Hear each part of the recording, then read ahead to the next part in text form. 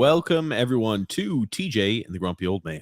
I'm your host, TJ, and with me here, as always, is the Grumpy Old Man. They say there's no shame in his game because he's always the same. That's me. Welcome, everyone, to the show. This is a twice-a-week all-sports podcast that takes place every Thursday, 9 p.m. Eastern Standard Time, and every Sunday, 8 p.m. Eastern Standard Time. If you're new to the channel, we invite you to stick around a while. We invite you to subscribe on YouTube, to like on Facebook, and to follow on Twitter. We talk anything and everything sports on this show. We talk NFL, NHL, college athletics, NIL deals. We talk world football. We talk, again, I think I mentioned NHL, NBA, anything sports related we talk about on this show. So if you're new to the channel, and again, if you like this content, even if you're not new, but if you like this content and you like what Grumpy and I do, the best way to show support, Grumpy, is by leaving a thumbs up. Way up. 2 thumbs way up. 2 thumbs way up, like Ebert and What does it do? Why? Why should we do that? Grumpy, you could tell us if you take your eyes off the screen. Why does that help us, Grump? Because it does something with the algorithm. That's right. It helps the algorithm. Helps the algorithm. Gets our word out to the masses, or so he's been led to believe. Yes, so we have been led to believe. It helps get our word out to the masses. It helps apparently get Grumpy and I's word out there. So who doesn't like to do that? To spread the word of TJ and Grumpy. Tonight, we've got a lot to talk about. Grumpy, we're going to talk about, I would say, the craziest twist in name, image, and likeness so far to date. It's still in the infancy stages there, NIL deals, but Jaden Rashada, Grumpy, had quite an interesting NIL adventure that we're going to talk about today. We're going to talk about the NFL playoffs. Got a lot going on over there. We're going to talk about Cristiano Ronaldo and Lionel Messi meet possibly for the last time ever, Grump, wouldn't you say? So maybe the last time they'll ever meet. I don't know, Grumpy. Just take your eyes off the TV for a second. Huh? Dude, so we got a lot. What about the stuff I sent you? What about the stuff that I sent you, the really important stuff? You want to know how Grumpy sends me things? He sends me things at freaking 9:06, 9:07 and expects that to get incorporated into the show. All I remember is that when this show first started, it was going to be hard-hitting, any controversial stuff.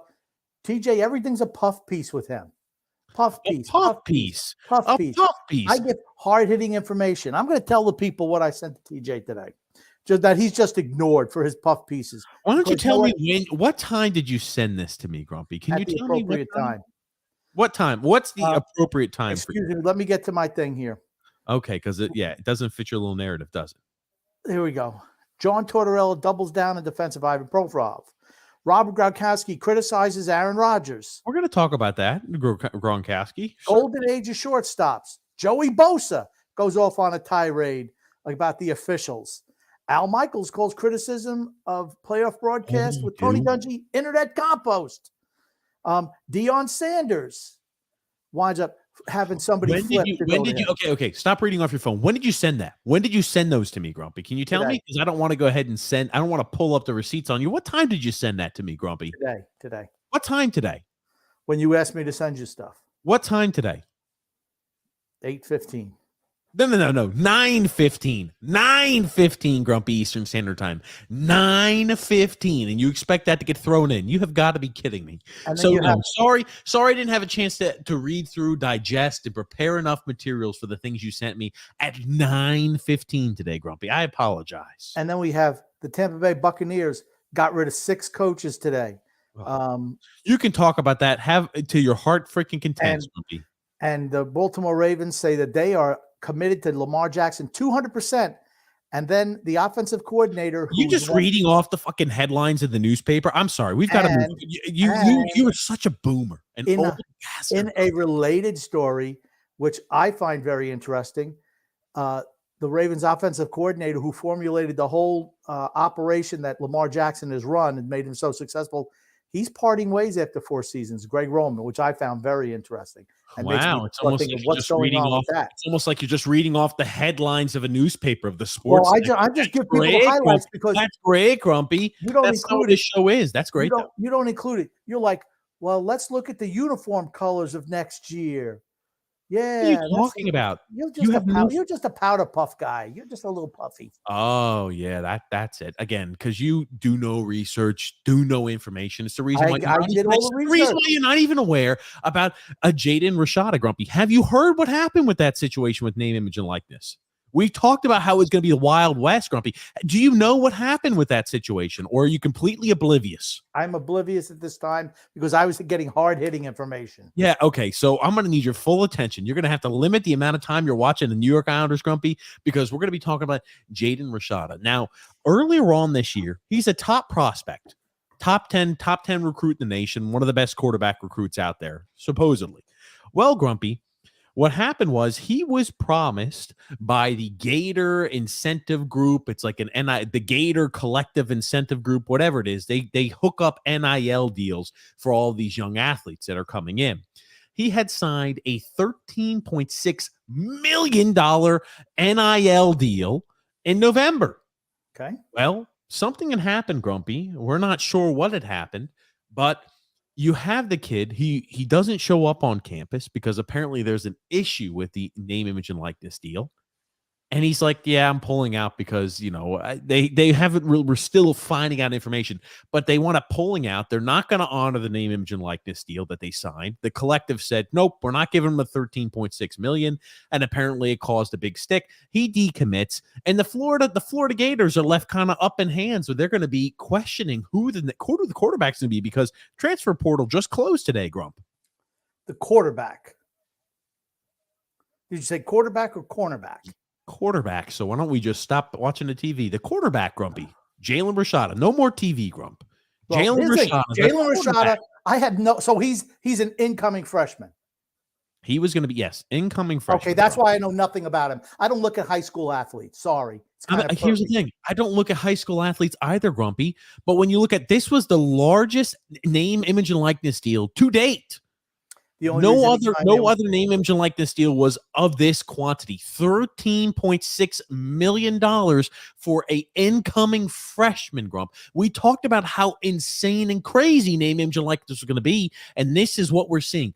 13.6. It fell through, but we're already starting to see name, image, and likeness reach multiple millions. Okay. So he can go anywhere he wants now, correct? He's requesting his release from Florida. Okay. And they can say yes or no? They're going to say yes, but yes. Well, maybe they'll say no. Okay, that's a good way to get nobody to recruit. Nobody says no. So they always say yes. He's requesting his release because the name, image, and likeness deal was not honored. Now, just to give you a little bit of the background of what's happened for the Florida Gators quarterback position, Grumpy, right? You had their quarterback, and again, Eddie Rojas, former baseball player, heads this Gator Collective, is what it's called. And, you're looking at what has happened. They lost, remember, John Kitna's kid, Jalen Kitna, was arrested on child pornography cases in November. He was a backup quarterback for Florida.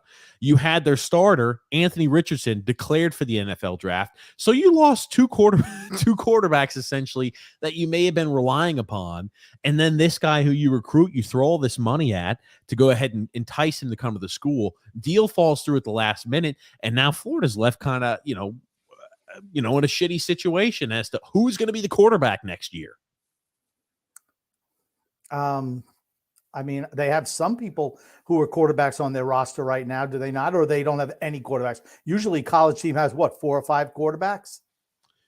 Grumpy, do you want Johnny Walk-On to be your starting quarterback? How many scholarship quarterbacks do you think they keep on roster? You're allowed pretty much it's like 75, I think 75 scholarship athletes, or maybe it's 80. I don't remember what the hell the number is, but you're allowed so many scholarship athletes. You're not going to say, I want 5. Yeah, I was about to say maybe 4. 3 or 4. Well, you lost the starter, Richardson. You lost Kitna.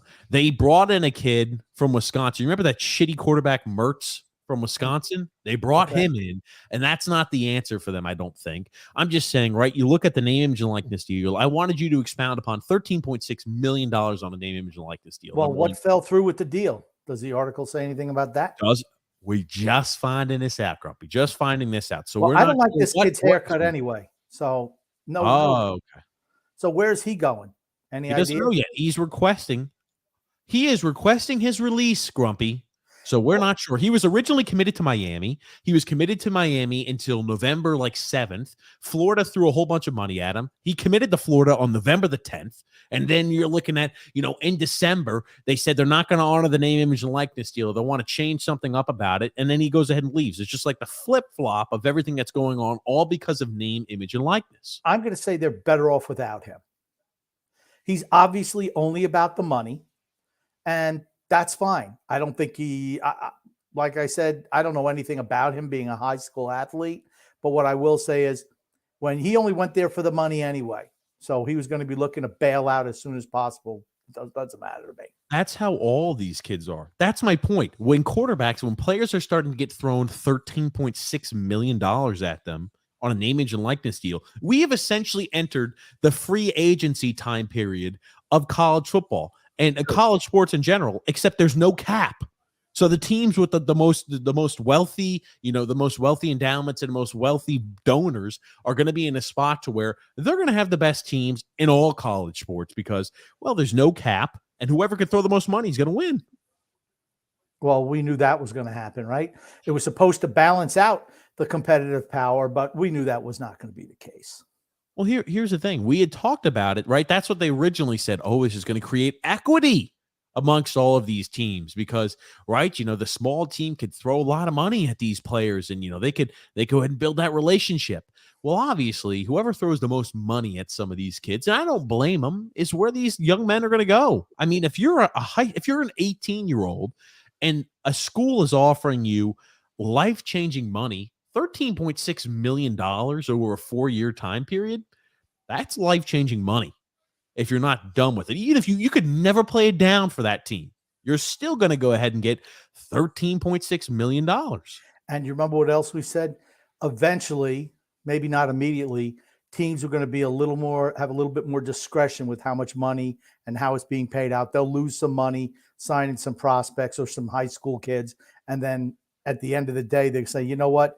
We're going to invest in kids who've played for a while in college. We predicted that.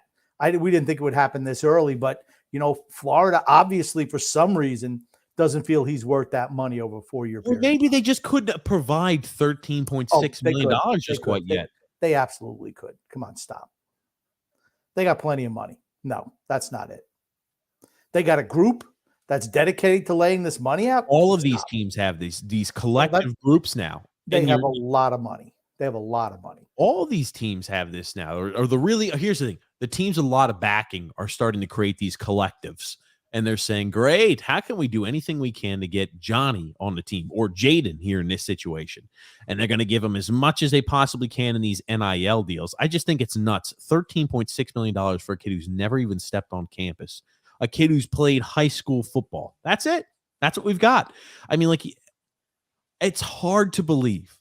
It's hard to believe. And what we're going to see is things are going to get more nuts. I don't think they're ever going to get to a point where they think to themselves, oh, well, we can't afford to continue to throw this money out. Because just like you mentioned, when you're talking about these other professional sports teams who have had those realizations, you've got one owner or two or three. With these collectives, you can have hundreds of different individuals throwing money in. But hundreds. It's not limited. But they're doing this based off what the athletic director and the coaching staff wants. They're just not throwing money at kids without they're in direct contact with the athletic department, and that's how they make a determination of who they go after. Just like they've always been. It's always been like that. It's just now it's above board where it wasn't before. That's the only difference. These universities and coaches and administrators are not supposed to be directly involved with the NIL processes per the New York Post article. So they're technically not supposed to be involved in that type of stuff. No one believes that. Oh, Grumpy, they told us though. They're not supposed to be involved with that stuff. Come on. You don't believe them? You don't take their word at face value? I do not. Call me skeptical. But I just think the entire thing is absolutely nuts. It is nuts to think to yourself, $13.6 million thrown at a kid who's never even stepped foot on the college campus yet as a student. And, obviously things fell through. Yeah, as a freshman too, things fell through, but this is an indicator of things to come. It is. Do you have the numbers on how many players have transferred this year through the portal? I could try to pull it up, but there were a boatload. And this is one of the things too where you think to yourself, it's tough. I think college football is going to suffer the most from this because college football, right? We talked about college basketball. Basketball in a season, you're playing 30 plus games a year. If you're a good team, maybe you're playing 40 games a year, 40 plus games a year. With college football, you're playing 12, maybe 14 games a season. And if you're having every single year, your entire roster turns over pretty much, you're not going to develop the same exact mentality and the same exact, you're not going to be associating as much with the team where it's like, oh, I see this guy for 12 games and I never see him again. And then he's playing for USC or that he's playing for UCLA or Alabama. You're never going to develop that same exact support, I feel like, for the actual team.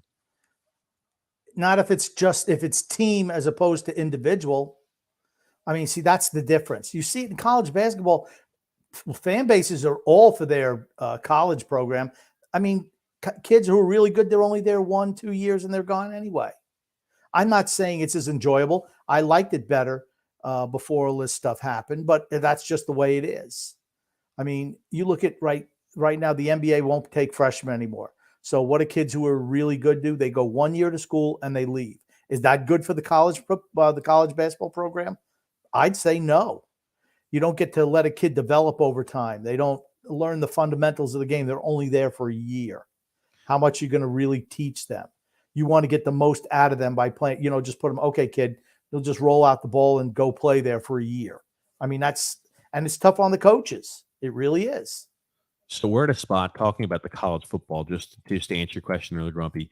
As of right now, more than 1,500 FBS scholarship players entered the transfer portal between the 2022-2023 cycle, which started on August the 1st, just ended today. Okay. 1,500, over 1,500 players on scholarship. But that started when that's from the beginning till now. Okay, I didn't know if there was a certain time frame. Like, well, I guess it had just started. So I guess I was looking at for last football season how many people played, like Caleb Williams, Jordan Addison, players like that, and now how many from this particular that for the next season, how many guys have moved? I think more what it is. I think this year we've had more players enter the transfer portal. Last year, remember, there was no set time period. This year there was. But so it's not like, hey, I can wait until the last day of spring ball and then try to go ahead and enter the transfer portal or anything like that. So they've put more restrictions on that. But again, when you take out the players who withdrew from the portal and opted to go pro, the current total. So even if you're talking about the players who actually moved from one team to the other, 1,496 players. And also, it said a little bit lower. It says they've seen a grand total of 1,285 FBS scholarship players entered the portal during the 45-day window. That's what I was looking for. That's a huge number. So the 45-day window is after the season ended, pretty much, or once bowl game started until yesterday. But technically that window could be from August the 1st. So starting in camp, you could start doing it anytime you want during season until this time period right now. It's interesting that 25% are graduate transfers. Yeah. I mean, like, just over 25%. So you're looking at 70, maybe 70 something percent are all kids who were just, hey, I'm just transferring.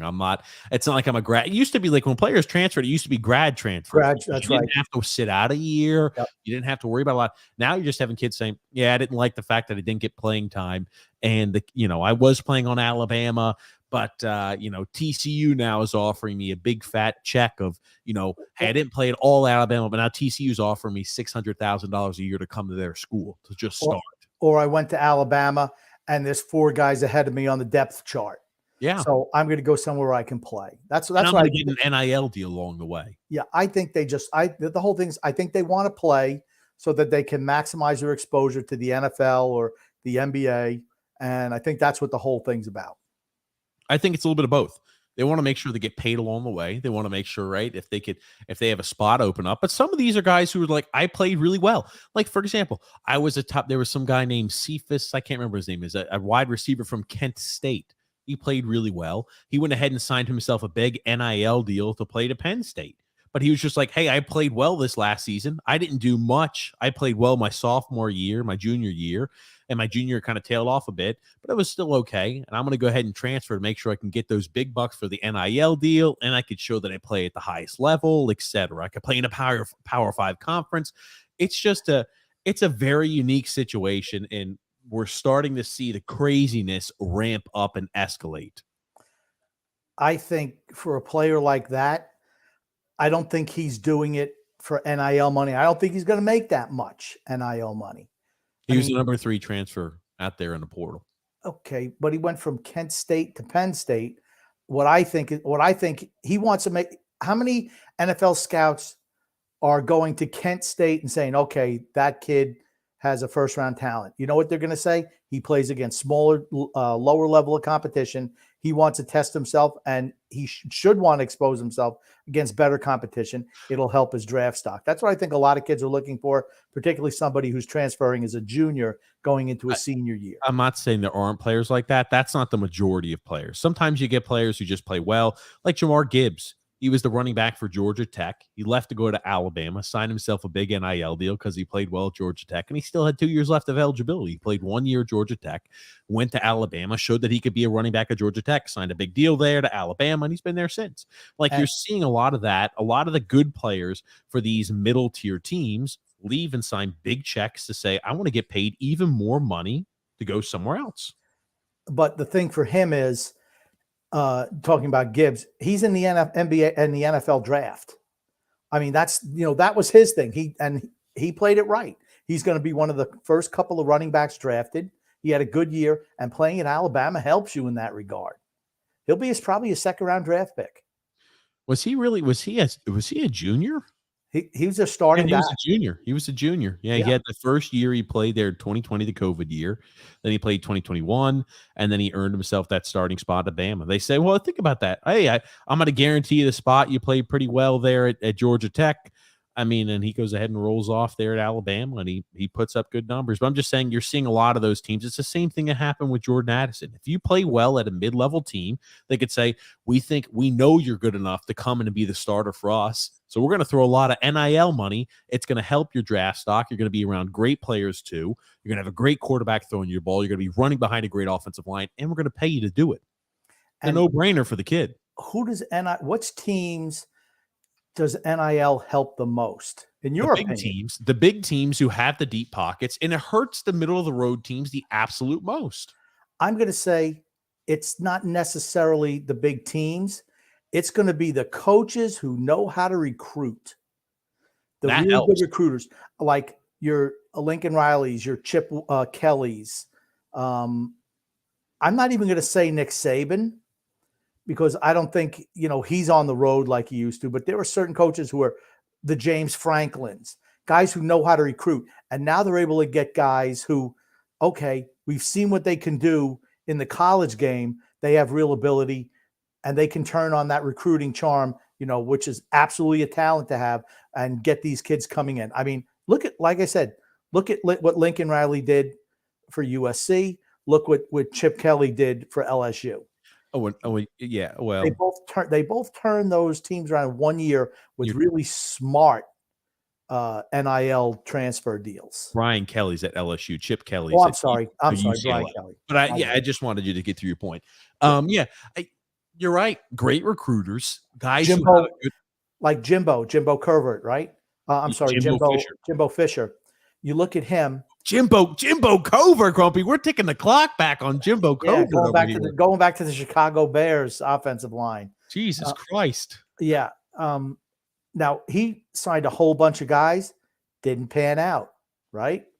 So maybe he's not as great a talent evaluator as some of these other guys. It's not that. When you're getting the money and the backing, even more so now, if you don't produce, your ass is out. The head coaches, I feel like, have even shorter leashes now than they've had in the past. Because if your team is if your collective group is going to put in tens of millions of dollars, you better freaking produce or you're going to be out on your ass. I guess I look at it this way. I look at it, you have to be able to assess talent and guys who can help your program immediately. Fisher didn't do the job, right? They had supposedly the best transfer class. You look at recruiting class last year. Right. Right. Not transfer, but recruiting class. Okay. So more freshmen coming in than guys who are already proven in college. Right. I think the guys who are really going to benefit are the guys who can really assess that college talent and bring them in because they've already been exposed to the college athletic system as opposed to freshmen coming in from high school. I think everybody benefits. The big teams with deep pockets benefit the most. And if your coach is competent, you're going to be successful. If you're a small, middle of the road team, you are going to be the guy, the odd man out. It's that simple. You don't have the money, period. Exactly. You don't have the money. You don't have the financial backing. How can you compete? Let's say, right, the Florida thing works out. How can you compete? Because this kid, I believe Jaden Rashada, I think he's from out west Coast kid. How can you compete, right? If let's say you're UCLA or I'm Oregon, how can I compete? Or let's even say, I got to look up where he's from again. Maybe he's from Florida because he was committed to Miami. But like Miami, for example, if they can't offer $13.6 million, he was originally committed there. How can they go ahead and compete with that? How can Miami compete with $13.6 million that Florida's got? Well, you got to offer and pony up 13.6 if you want that kid to. They have that money. They all have that money. You forget how do you get the backing though? Will you get the support from the donors? That's where it comes from. Who is the best fundraiser? I think recruiting evaluators and fundraisers and people who can raise funds, Grumpy, are going to be the people who are most successful. I guess it all comes. I think they all have money, but it depends on who the donors or these conglomerates or whatever they are, these funds say, hey, this is the guy. If they believe in the head coach or the athletic director or whoever is in charge of recruiting these players, did they believe in what they're saying? I think they just do what they're told, to be honest with you. And I think they have an unlimited amount of funds. So yeah, Rashada is a kid out there on the West Coast. But what brought him to the East Coast? What brought him to Florida? The money. He didn't go choose Oregon. And he didn't choose USC. It's a southern city. It's a southern city. And you don't see no state tax too, right? They're making that money. That adds in for these people. And here's the thing: it's not like these kids are the one who are brokering these NIL deals and making these decisions. It's not like these 17, 18-year-old kids are making these decisions on their own. Now they're having their NIL agent who's going to go ahead and broker these deals for them, and they're going to get a little piece of the pie. It's just funny how this has completely changed the dynamics in 2 years of all college athletics, Grump. And we knew it was going to happen. We knew it. We called it. Yeah, let's get. We called it day one that it first started. Day one, we called it. Yeah, and let's get to some comments, Grumpy. You're reading comments here. Drew Grumpy. Let me guess. TJ technology issues. That's correct. No, I just. He also says, I got to admit, I saw like 2 clips on horrible college basketball officiating. This stuff is what irritates me about fouls in a way. I will tell you, Grumpy. Now, I did happen to pull up a few, and I'm talking about they were egregious calls, Grumpy, in college athletics. And I don't know how the hell you can miss calls this bad. And, we've talked about it before. How do officials blow calls this bad? I'll zoom in, Grumpy, so you could see this, huh? All right, I bet Missouri. Did you happen to see that? Don't look away, Grump. If you're looking. It looks like there's. I don't know where the foul is. If it's the kid shooting the ball. There was a foul on the defender. He didn't even touch him. That may be one of the worst calls I have ever seen. This was a tie game, 71-71, and they called this a foul. How does the official make a call like that? Yeah, it's a terrible call.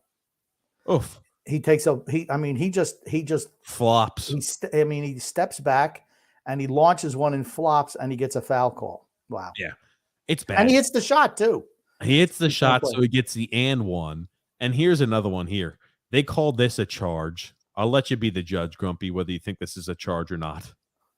It is a charge. Hold on.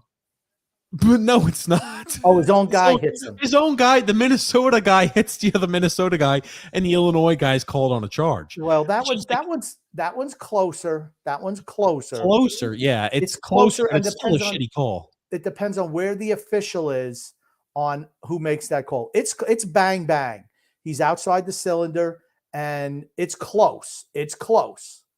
So, and you're like, if you're doing bang bang, I could see where you could say, okay, that's a charge. I could see it. How do you not go ahead when you meet up and say, bro, he just ran into his own player? But they don't review every single play, and they shouldn't. I'm not saying they should review that, but some official or some ref on the court should be like, nobody, you made a shitty call.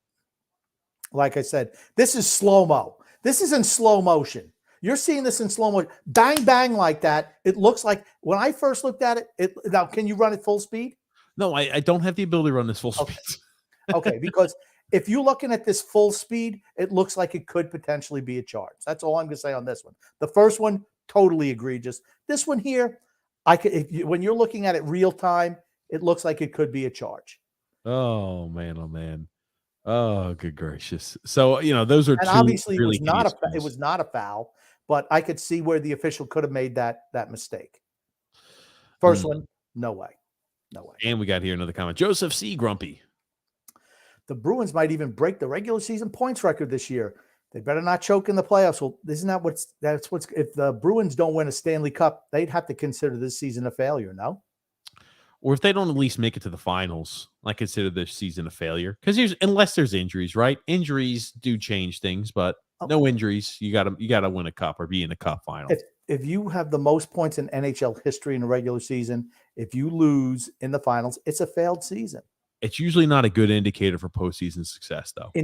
In 2011, when the Vancouver Canucks lost to Boston in the finals, it was a failed season. They were easily the best team in the league that year. Easily. They had a bunch of injuries at the end, but still, that's a failed season. If you look at it as a Vancouver fan, you think that that's a failed season. I'll tell you. Think about how many injuries that Vancouver Canucks team had. Yeah, they did. They were playing like they were down to like their 8th and 9th defenseman in the organization. I don't know how that was not a penalty, like interference right there in the Islanders game. I know you're watching it. I don't know how that was. Dude, I'm not watching the game. I'm talking to you. But I will tell you this, that Boston team, looking at it from revisionist history, Marchand was on that team. Bergeron was on that team. You look at how many Hall of Fame caliber players were on that team, and you kind of like, oh yeah, that's right. I forgot about that. True, but still, when you look at it, at least when I looked at it, I was like, man, they were the best team by far in the league, by far. And I considered that if you're a Vancouver fan, that's a disappointing season. You had 3 Hall of Famers on that Vancouver Canucks team, and probably at least 3 Hall of Famers on that Boston Bruins team. Chara, Marchand, and Bergeron, at least 3 and 3. True. There was another coach who was livid over officiating, and the only reason I'm looking it up is because you brought that up. And he was like really pissed. College basketball? Oh, no. NHL disciplined Paul Maurice for continuing his beef with referee Francois Saint Laurent. $25,000 fine. Hey, I have no problem at all when coaches call out miserable officiating. It's a clown show sometimes out there. But Anthony R. Grumpy. Jets need to get Rodgers. The more I think about it, I don't want Lamar. Carr is okay. No Jimmy G. Okay. I have seen a lot of the Jets fans like, yeah, get Rodgers. Why would Green Bay trade Rodgers? He doesn't want to be there. Okay, it's a $60 million cap hit if they move him. The Green Bay Packers are in freaking rebuild mode. You cannot afford a $60 million cap hit. If you're in rebuild, sure, why not? You cannot afford a $60 million cap hit. You have to blow that team up from the freaking studs, Grom. Oh, my God. You cannot absorb a $60 million cap hit. You just can't. If you start going ahead and trading away other players that make salary on that team, you're going to go full on rebuild. What do they have to build around right now? So you're talking about a team that has made the playoffs and been in contention for the last 30 years with Favre and then Rodgers? Well, we're just going to blow it all up because this guy wants to move on. Well, hold on. Absolutely the reason not. they've been in contention for playoffs and been a playoff caliber team for 33 plus decades is because they had 2 Hall of Fame quarterbacks. I don't think Jordan Love's a Hall of Fame caliber quarterback waiting at the sides, Grumpy. But my whole thing is, you still have Rodgers. Why would you trade? Rodgers is on the tail end, wouldn't you say? Okay, why would you trade? Rodgers is still a good player. He's still a good player. So, sure. Okay, if you trade him, it's going to be $68 million on the cap hit. $68 million cap hit if he gets traded. $68 million. There's no way you can afford to do that. You just can't afford to do that. What's the cap going to be? 220? And what? More than a quarter of your money is going to somebody who's not on your team? What do you think you're going to get for him for a 38-year-old quarterback? Second round pick? Hold on. No. You've misread that. So if you cut him, and I'll post this up on screen so you're able to see that, the cap hit drops significantly if you wait after June the 1st. So, and I'm going to try to zoom in as that's yeah, but you have to trade him. You're going to have to trade him before June the 1st, you get 66.9 million. But if you wait to trade him until after June the 1st, you do not have a negative cap hit. You actually get cap relief of $1.2 million. His signing bonus, which is $30 million, automatically goes against your cap when he gets moved. Right up the top. If the signing bonus was laid in the first year of his contract, which most are, and depending on how the contract was laid, right, it's the remaining portion of the signing bonus. Maybe the entire signing bonus was front loaded.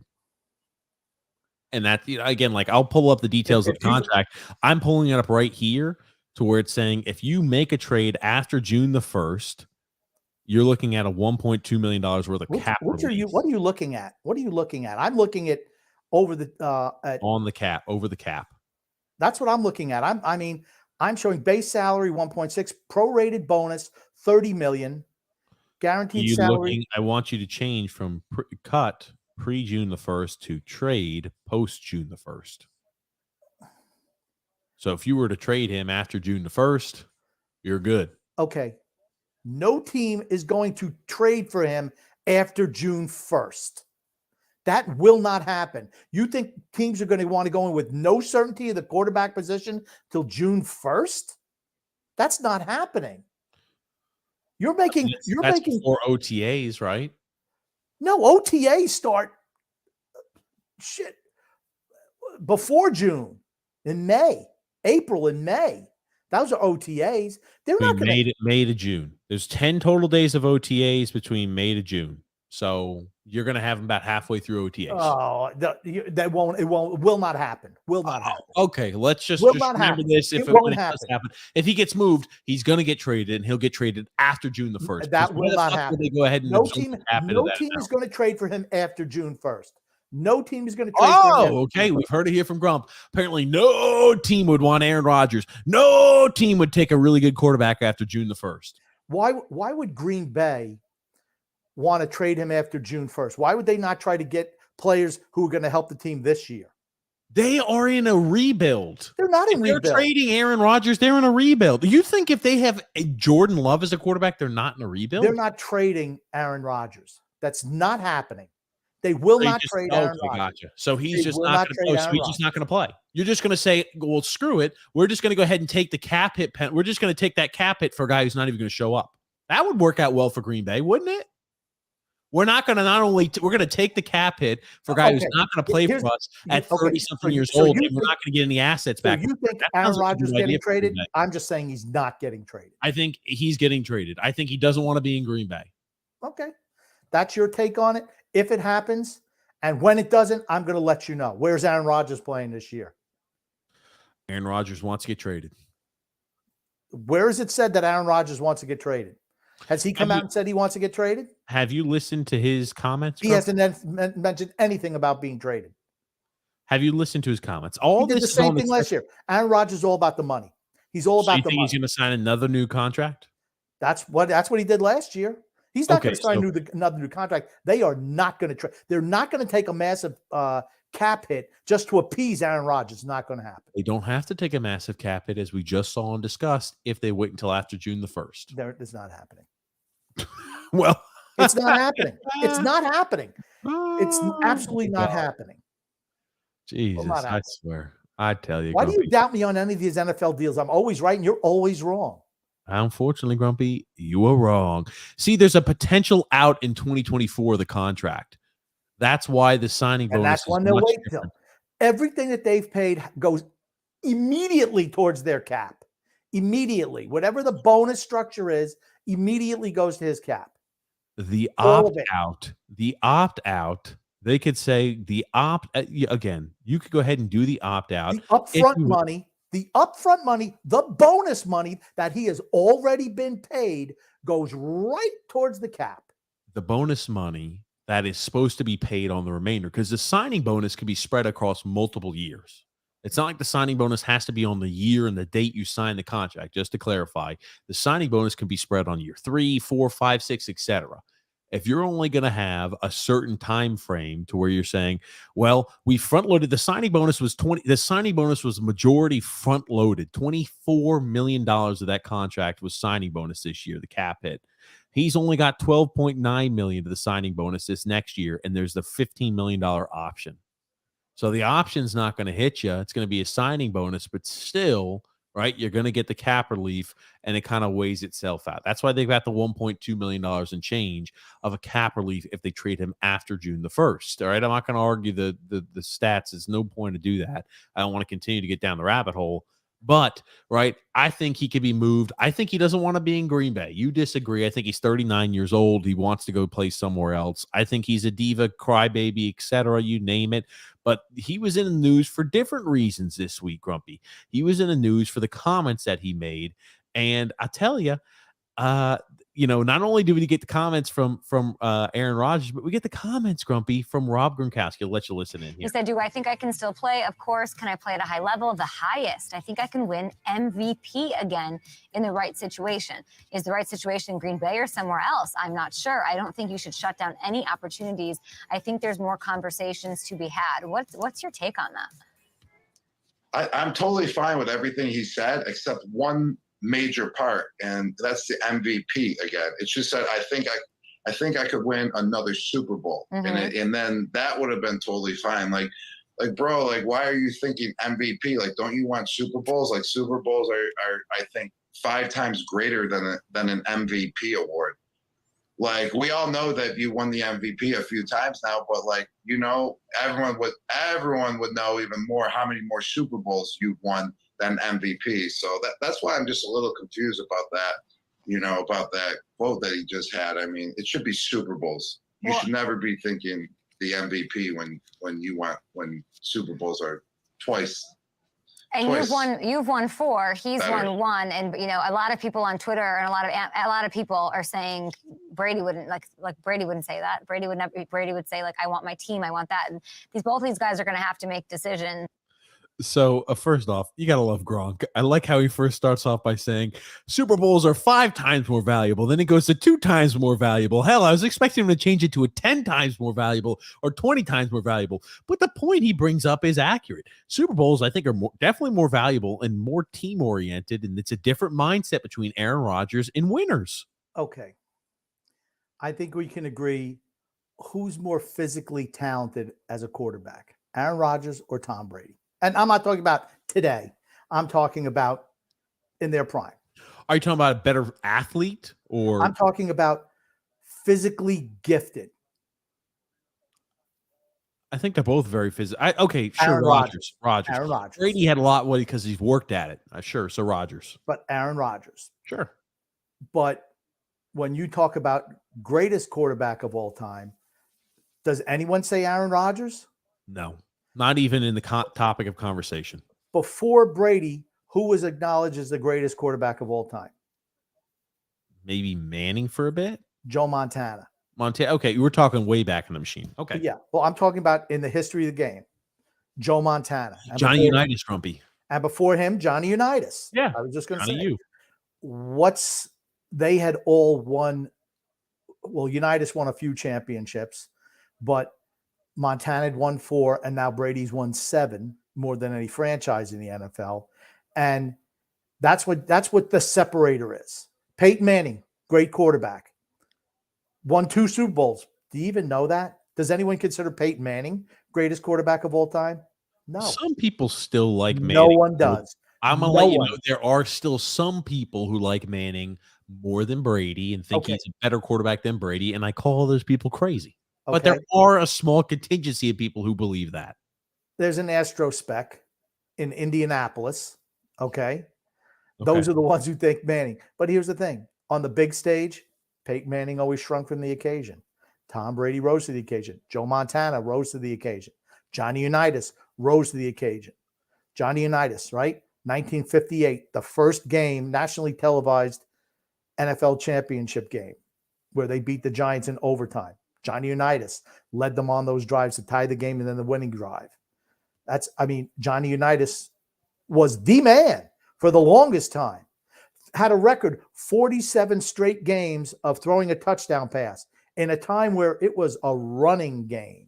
Yeah. Run, pass. Run, pass. Johnny Unitas, great. My dad always said Johnny Unitas was the greatest at that period in time. He thought he was the greatest quarterback ever. And then, as now you're seeing quarterbacks throw the ball more, it's changed. Then it was Montana because he won 4 Super Bowls with San Francisco. You don't look at Terry Bradshaw, who won 4 Super Bowls with Pittsburgh. You don't look at him as the greatest of all time. Troy Aikman has 3, but Montana did it because he put up big numbers, and he won Super Bowls in big games. And then Brady, which just obliterated all records. The only record he doesn't lead is most passing yards in a single season. And Aaron Rodgers, and I think he's a tremendous quarterback, but I've said before, he's a me guy. That statement tells you everything you need to know, everything I've been saying about Aaron Rodgers for the last 2 years on this show since we started. He's a me guy. Yeah. That comment just tells you everything I've been saying to you for the last 2 years.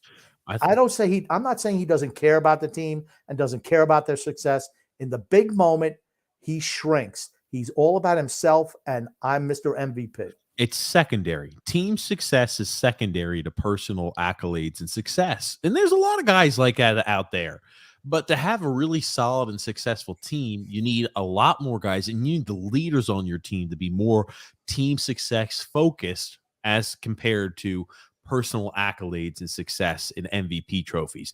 Goon says, David Crosby, rest in peace, Grumpy. Please sing a bit of your favorite CSN tune. I saw that he passed away. All I can think of is Just a Song Before I Go.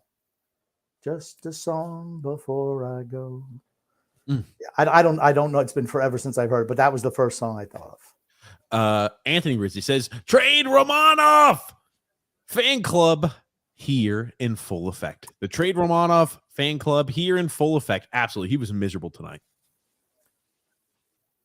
Out of position. I'm giving him a year. He was awful. He's awful. He's awful. I'm giving him a year because he's 22. I'm giving him a year because he's 22. 906, 907. TJ, you retweeted things at 906 and 907. No excuses. Look at him. Drew there you go. Thank goodness somebody else calls you out for your bullshit. Drew L's got the fucking receipts. Goon Grumpy. That first goal Ilya let in versus the Caps, I think even Grump could have stopped, blindfolded, with his right arm tied behind his back and deprived of his mystery grape beverage. Oh my God, Grumpy. If you were I think Grumpy, if he was deprived of his mystery grape beverage, I think he'd be like a freaking dog on meat. He would be stopping everything back there because he would be like, I need to get my grape drink. Bam. He would make every stop. The grape drink is very important. There it is. Shay saying, hey, what's up, Shay? How are you? Anthony R saying, what a joke DeForest call-up was. Way to screw up a kid's head, Lou. I think it was too. You bring him up, you call him up against the best team in the NHL. You play him like 7 minutes, and you bench him, and then you say, hey, back down to the A for you. He's already been sent back down to Bridgeport, Grump. I don't understand. I don't understand what the hell they're doing there. Our organization's in shambles. We're in trouble. Team in trouble. This is a team in trouble. Yep. Desperation moves. The Islanders are a team in trouble right now. They certainly are. They lost to Buffalo today, and I'll tell you what, they were lucky. Phil's Facts, who we had on the Islanders Never Say Die podcast yesterday, was saying how Sorokin doesn't steal us any points. He stole us today. At least one. Well, certainly 1 point, but honestly, this was like a 6-point game. He was so good. We were abysmal. We were just Buffalo was so much better than we are. If they had a little bit of veteran leadership on the back end, we don't match up with Buffalo. I mean, next year, I don't think we beat Buffalo at all. Honestly, they're a team on the come, and we're a team in deep decline now. I tell you one thing, you have to worry about desperation, because desperation is going to drive that old man to freaking ridiculous. It's going to drive him to ridiculous results, Grump. No doubt about it. We've got a comment here from Goon Goon Grump. Someone in the Islanders organization must have sold their soul to Beelzebub for 4 straight cups, but with the understanding that everything afterwards would be complete and utter amphibian feces. Like frog shit, Grump. Yeah. Well, I don't know about that, but we're in trouble. We're in trouble. I want to be nice. This isn't the Islanders Never Say Die show, but I'm just saying the New York Islanders are in trouble. We're in trouble. And it's not like I haven't seen it coming. I've seen it coming. Your favorite guy who tweeted, who was trying to keep, utter failure that the Islanders did nothing. He was so joyous every single time the Islanders won. Every single time. He said, I'm so depressed with how the team's playing. I can't believe they're playing so poorly. Oh, man. I want to swoop in and just clap back like a WWE wrestler. But I'm like, maybe I'll wait. So it will sting even more, Grumpy. I kept the receipts. I keep the receipts, Grump. I never forget. And we got a comment here from Shay. I can tell you that TJ does keep the receipts. I do. Always do.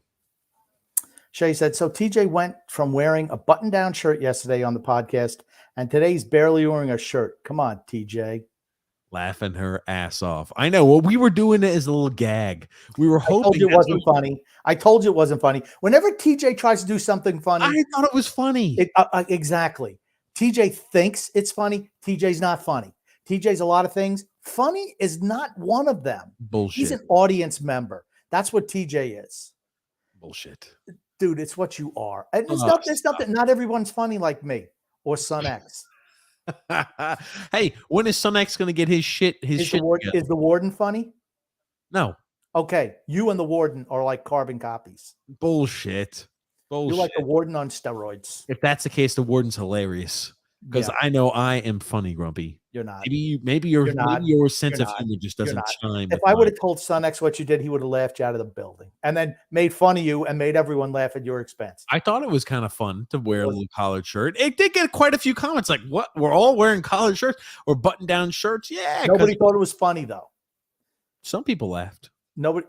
You know, when people that laughed when they saw that or weren't expecting to see it and thought it was a curveball, leave it in the comments because I'm calling Grumpy's bullshit. When we had Isles Girl 13, Isles Girl 3 on, and we need to get her back on again. I know. And I wore the lipstick. I told you to wear the lipstick. Everyone thought it was funny, and she thought it was hilarious. I told you to wear the lipstick. No, dude, you're wrong. Again, that would require creativity. Just because the human calculator didn't laugh or didn't have a reaction at all. The human calculator, is that Phil? I think that's a good one that sticks. It's an endearing name, the human calculator. I can't remember who named him that, but yeah, but he's missing one of the buttons. It's like you hit it and it doesn't work. He's not because he's not right. Battery. It's like a calculator on a low battery, grumpy old man, where you have to bam, you got to hit the button a few times in order to get wrong. Gives you erroneous information. Oh man. Anthony R said no Roman off for the Jet, or no Roman for the Jets offensive coordinator. I want Olsen. Who's the Olsen coach you're talking about, Grumpy? I don't know. I can't be Greg Olsen from the broadcasting group. Well, yeah, I can't be him. But Greg Roman, like I said, and I'm just going to bring my story up now.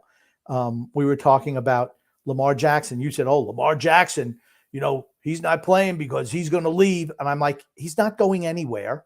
Again, I'm right on that because they'll just franchise him if he doesn't want to sign a long-term deal. He'll get franchised. He'll get his guaranteed money. He'll continue to play.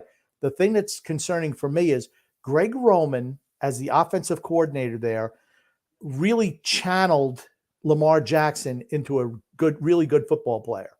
He found out what he did well, and he maximized that, and the things that he did poorly, he limited.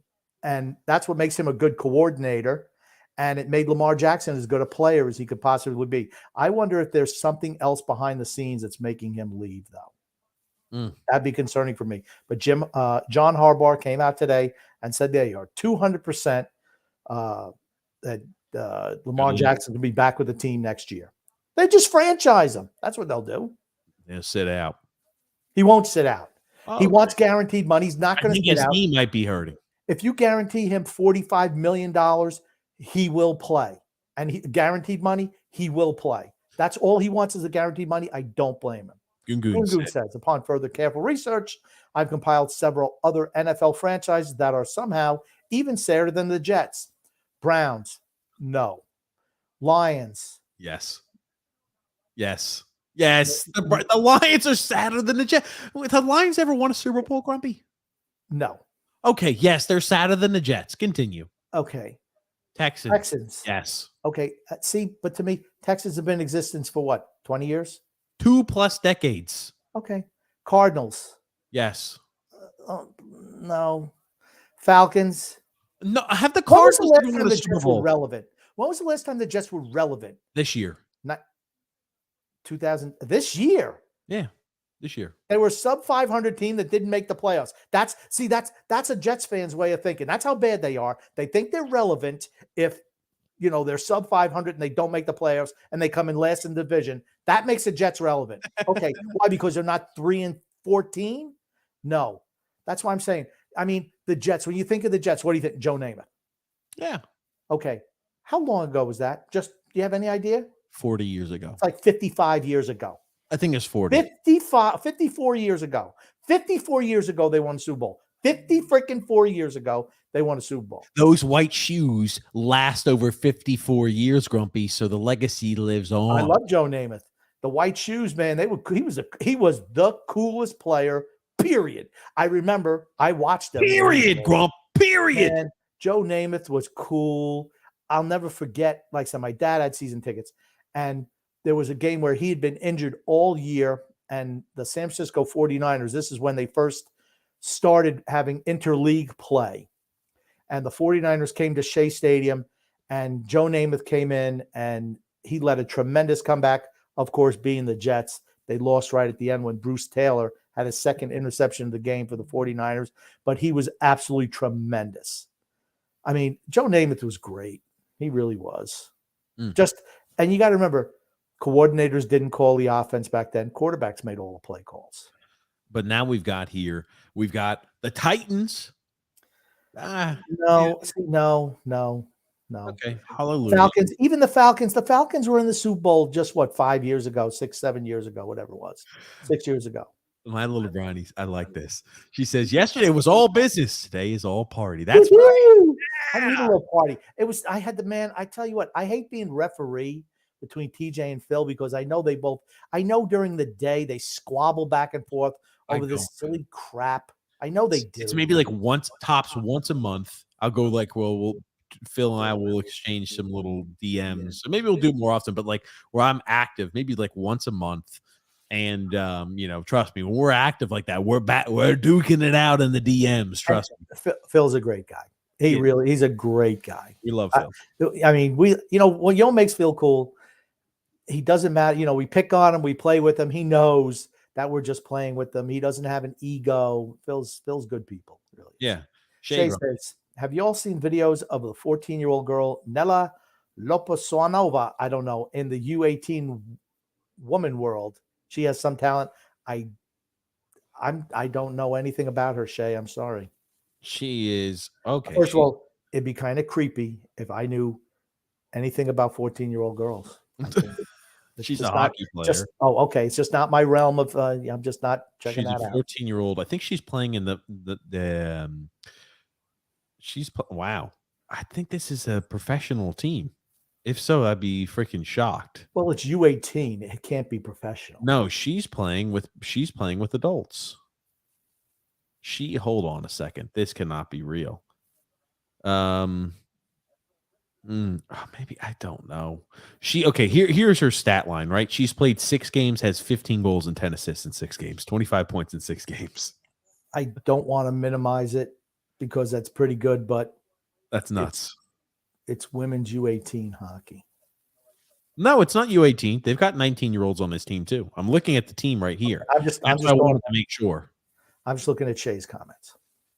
Okay, well, no. She's. I remember you can actually be 19. You can actually be 19, but your birthday has to fall at a certain 21. age. They've got 21-year-olds in that league. Okay. I think she's playing in the women's league. I don't know how competitive it is. It's a Slovakian league. I think she's 14 years old. It's still nonetheless, even if you're freaking playing beer league hockey and you've got 25 points in 6 games, buddy, you're the freaking you're the belle of the ball, Grump. You're shit talking all your friends. You're tripping. Yeah, I got 10 goals and 15 assists in 6 games. Oh yeah, man. Could you imagine just a shit talking you'd have? And you know what Yager said to her? It's girls hockey. Yager's like, come talk to me when you're playing when you're 57 years old. So I don't know how he's still playing. And to answer Shay's question, no, I don't know anything about her. That's pretty great numbers, though. I'll tell you that much. Grumpy, here you go. Joseph C. Al Michaels is just cashing in at this point. Dude should have called it a career. He's got to be getting up there in age. Hold on. Is she playing in the... She's playing in the men's league. Hold on, what? She's playing in the under men's 16 league. Hold on a second. I don't know if this is right, Shay, because if it is, this is going to be nuts. Here it is. If she was, it would be on ESPN right now. I think, well, it's the under 16. So I don't know. I'm trying to look this up here. I'm trying to figure out more. But if you're looking at our points a game here, let me remove our banner so you can actually see what the heck's going on, Grumpy. Boop. Here you go. I'll let you read and decipher that. Points per game in the Slovakian U16 men's league. Okay. I don't want to dump on this girl because I've never seen her play, but men develop later than no. Yep. She's playing in the men's league. She's playing with guys like Patrick and Adam and Peter. She's playing in the men's under 16 league. So what I was talking about, her point total, that was in the women's the women's professional league. She is playing with the she also has played 10 games with the under 16 men's league. 10 games, 15 goals, 16 assists. Still, nonetheless, I mean, it's very impressive. Good for her. I'm happy for her. Last year, hold on a second. Last year when she played in the women's professional league, she had 6 games played, 25 goals and 15 assists. What in the fuck? What is going on with this lady? I was about to say, I guess when the Olympics come around, we're going to know her name. The Slovakian team should be automatically going to win the gold medal if she's that good, right? Absolutely. She played in the women's under 18, or the World Juniors under 18 too. So my gosh, unbelievable. We're gonna have to do some looking into this later here after the show because I never heard of her until today. Goon Grumpy. I enjoyed the synchronized dress code last night. Were you all waiting on tables or working for the CIA? People enjoyed it, Grump. Thank you, Goon. I didn't even have to ask or solicit for this one, Grumpy. This was earlier. Look at that. People enjoyed it. They enjoyed laughing like you guys look like you're about to crank out and do some taxes. People enjoyed it, Grump. I know maybe you didn't think it was funny, but people enjoyed it. They got a little chuckle and they got a smile on their face, Grumpy. Drew L. TJ, since you were busy last Islanders Never Say Die podcast, I saved the memes for Saturday's podcast. Also, I have memes here whenever you feel like showing them. Okay. Goon Grumpy. I would like to give Grumpy credit for making me laugh last night with the strong statement, I think everybody pisses in that lake, when Phil's Facts was saying how delicious the Lake Ontario water is. Hold on a second. I must have not been paying attention when that happened. Really? Yeah, I'm sure. Yeah, no. Here's the thing. Either maybe I was taking a piss or maybe I was just trying to bounce between one thing and the other. I'm not sure. Grumpy. And Anthony Rizzi, Grumpy. I think Phil's Facts should never be allowed on any of your podcasts. Oh, good gracious. Oh man. Okay, so here is a stat.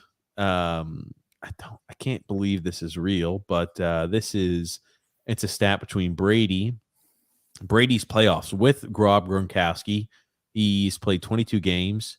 He's got yards per attempt 7.4, 49 touchdowns, 18 interceptions, and the 26 games without Rob Gronkowski, only 39 touchdowns, 22 interceptions, 84.2. I think this is somewhat check down Merchant, Spygate, now Gronk, Merchant, Brady. Now they're pretty similar, these stats. Sure, they're not the same, but you got to remember a lot of those teams he had there in New England had zero weapons. Yeah, I mean, okay, the first year when they beat the Rams, he only threw the ball, I think, 25 times, something like that. He was practically a game manager. But in the big moment, as is always the case, last 2 minutes, he shines. And then he had big games against I mean, think about it. The one that they lost to Philadelphia. Gronk had a huge game. Brady threw for 505 yards.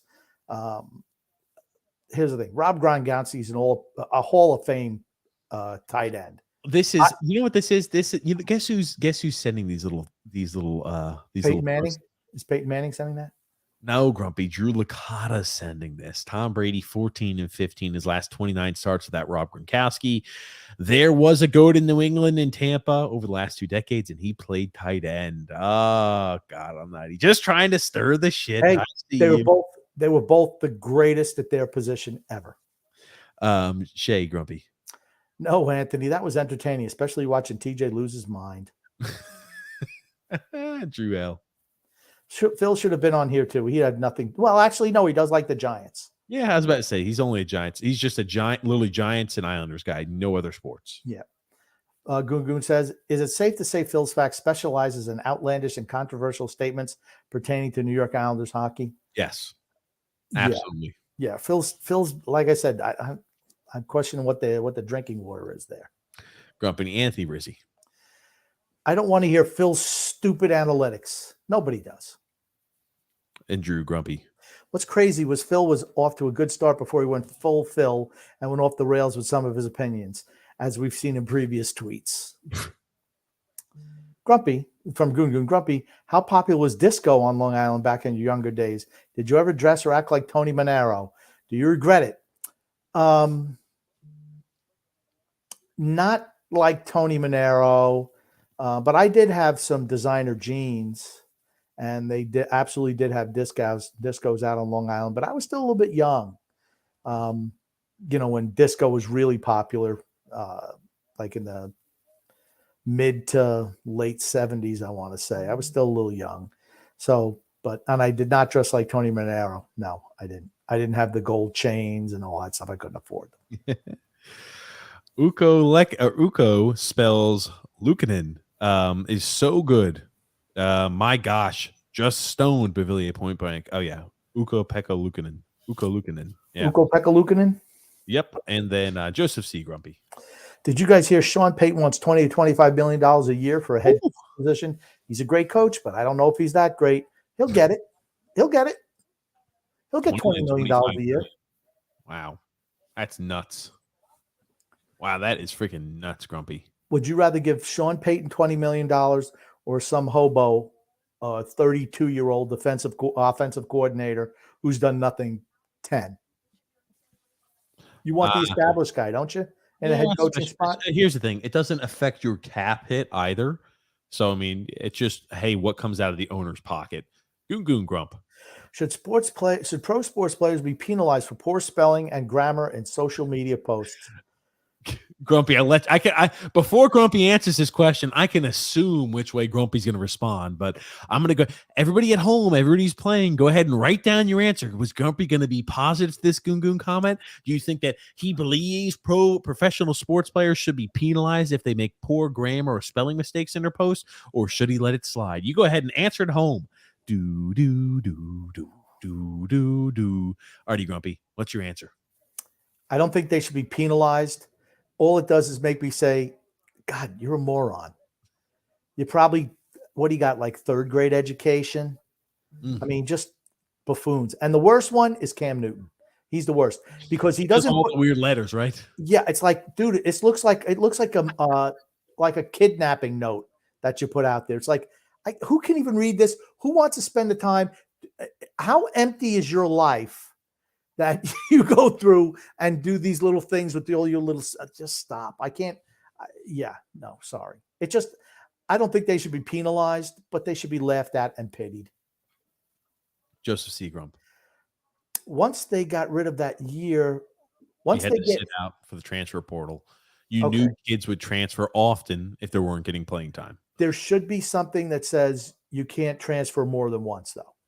That's the only thing I think it says. Grump, look, it's Al Monroe. He's saying, loving the shirt, Grump.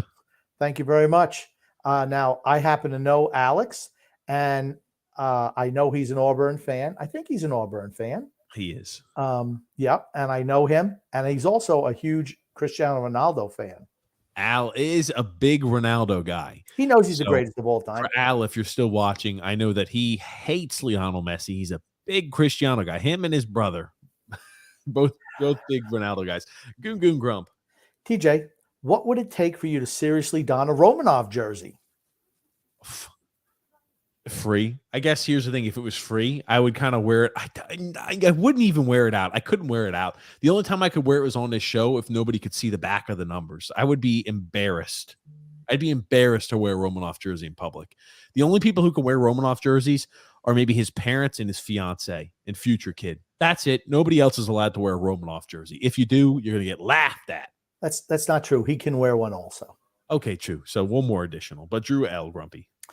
I would love it if the Sabres win this game. I just want the secret tank to continue, preferably a regulation win for Buffalo. It's so apropos that after Phil, with his imbecilic take on Ilya Sorokin last night, he comes out and probably that game honestly should have been 7 or 8-2. Yes. It was the Islanders were so thoroughly dominated that, I mean, it rendered his point moot, totally moot. And that's the way it is most nights. Even games that we'll win 5-2 or 5-3, he must make about 10 saves. That's like, oh, man, those should have been goals. Yep. Let's trade him. How do you think that would have worked out if he was traded? If Varlamov was in there, how much do we get a regulation point? No. If Varlamov was in net, we would have lost about 7 or 8 more wins that we've got on the board. Terrible. No doubt in my mind. We would probably be about 10 or 12 points down to where we are currently, at least. Drew L. Grumpy. I mean, Buffalo also outshot the Islanders by like 25 shots. I don't know what it was at the end. I have no idea. But Islanders, yeah, they were outshot by like 20 something. I mean, it was like a shooting gallery. I mean, the Islanders, I think they mentioned just before the Islanders scored their second goal, they only had like 8 shots on goal with 2 or 3 minutes left to go in the second period. It was like Buffalo was on a power play the whole game. Look at Alexander. Yes, I love it. Is looking, I would say, about as he's looking dapper, Grumpy. He's looking like somebody. He's looking like something else, Grumpy. That's a handsome shirt. That's a handsome shirt right there. That is a handsome shirt. Look at Al. Look at Alexander. He's in a spot to where he has stepped up his social status about 100 levels, Grumpy. I don't even know how that's possible from where he was before, but he's got an Islanders Never Say Die shirt, Grumpy, which automatically moves him up the list. He says, "Hey, he was pretty high on the list anyway." And did you hear about the MLS player that was killed in Miami today? I think he played for the Charlotte Football Club. He did. Yes, the warden actually clued me in. She's up on all she gets like these little notifications on things in the local area. So yeah, I mean, you hate to hear that. Shame. It was, I believe, following a boating accident. Yeah. This wasn't a boating accident. What's that from? Jaws. Wow. Yeah, this was no boating accident. Yeah, 2 boats crashed, and that's what happened. What a shame. So man, oh man, he died Thursday morning. So he had spent the last 9 years as a professional football player in the English Premier League and the MLS. He was 25 years old. Native of England. Oh, wow. Shame. Yeah, it is. He started 21 of the 23 games he appeared in last season. Man, oh, man. Shame is right. Frank saying, hi, what's up, everybody? TJ Grumpy Old Man. Let's go Islanders, is what Frank said. Goon Goon Grumpy. How many times a game does an Islanders player lose the man they're supposed to cover when in their zone? Then a fiasco. Every night. A lot of times. And if Romanov's on the ice, about 50-50 chance anytime the puck's in our zone. Alexander says, just another day of arguing with my uncle of how Barzell sucks. And Bailey has more heart and plays hard every night as opposed to Barzell. All right, Alexander, your uncle's trolling you, dude. Alexander, I'm telling you right now. Just delete your uncle's phone number. Trust me, it'll save you time. He's trying to get under your skin. He's trying to aggravate you. That's what he's trying to do. Lose his number. Lose his number, Alexander. Get rid of those toxic people in your life. Lose his number. Man, he's trolling you hard. He's trolling you hard. No, people really do believe that. No, they don't. No one believes that. Even Bailey's mother doesn't believe that. Alexander also says, talk about a flop. LeBron James would be proud. Oh, no. Sorokin's an all-star, says Shay. Sorokin. Alexander says, boy, this team cannot hold a lead. We were lucky to even get the lead. Goon saying, Bavillier apparently not interested in scoring in point-blank shots anymore. Yeah. And Shay says, we didn't deserve a win anyway. Yeah, we didn't even deserve a point. We didn't. We got a point. We deserve 0 points. If we could get negative points, we deserve negative points after tonight's showing. We looked like a pile of freaking steaming manure out there on the ice. We looked awful. Yikes, bad. Drew L said, thank God Buffalo kept the tank rolling. Yeah, he did. They certainly did. Goon Grumpy. Grumpy, why did the People's Champion apparently try to trip an opponent the other night? He does that a lot because he can't tackle anyone. Here's the thing. We might as well talk about that now. Oh, God, Goon, why? Hey, when someone brings it up, might as well talk about it, right? The People's Champion was eliminated from the playoffs Monday night. I've been telling you all year that team, the Tampa Bay Buccaneers, are an abomination. The coaching staff is just horrible. Injuries, just undisciplined play. It all stems down to the coaching staff. Well, six of their coaches lost their jobs today, and a couple are retiring. So there's going to be you talk about a team in a full rebuild, it's a Tampa Bay Buccaneers.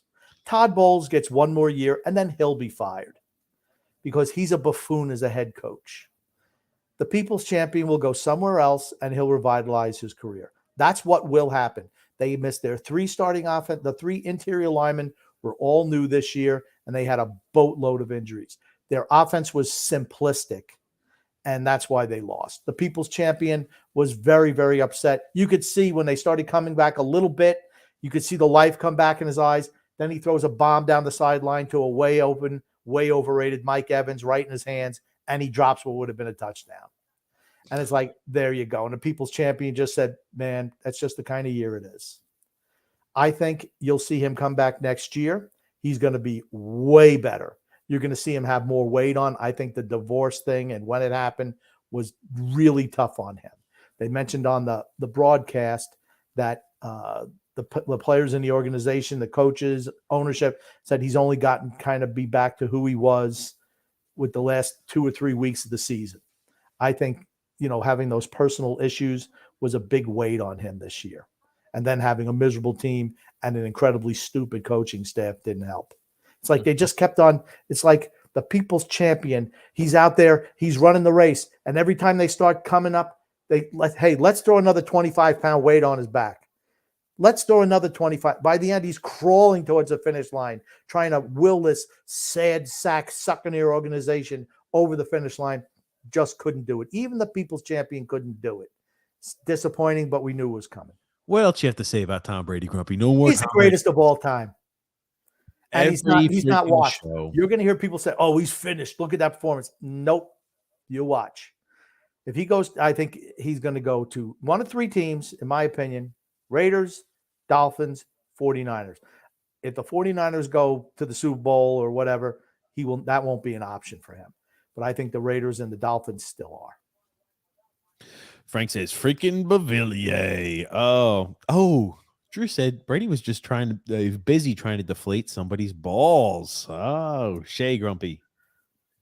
If we keep losing, ticket prices go down, and I can go to more games to help the team tank. There it is, Shay. This And is make sure you get self-fulfilling prophecy there. and make sure you get some for your brother because he's the real reason that they tank. Alexander Grumpy. Rodgers is not going anywhere. That's right, Alexander. That's exactly right. Nick D Nick with D, his great logo. I Grumpy. love that logo. I do too. TJ and Grumpy, how you guys doing tonight? Another L for our Islanders. Yeah, we're done. L for We're love. done. L for love. L We for suck. love. We're not making the postseason. We're not making the postseason. Drew L.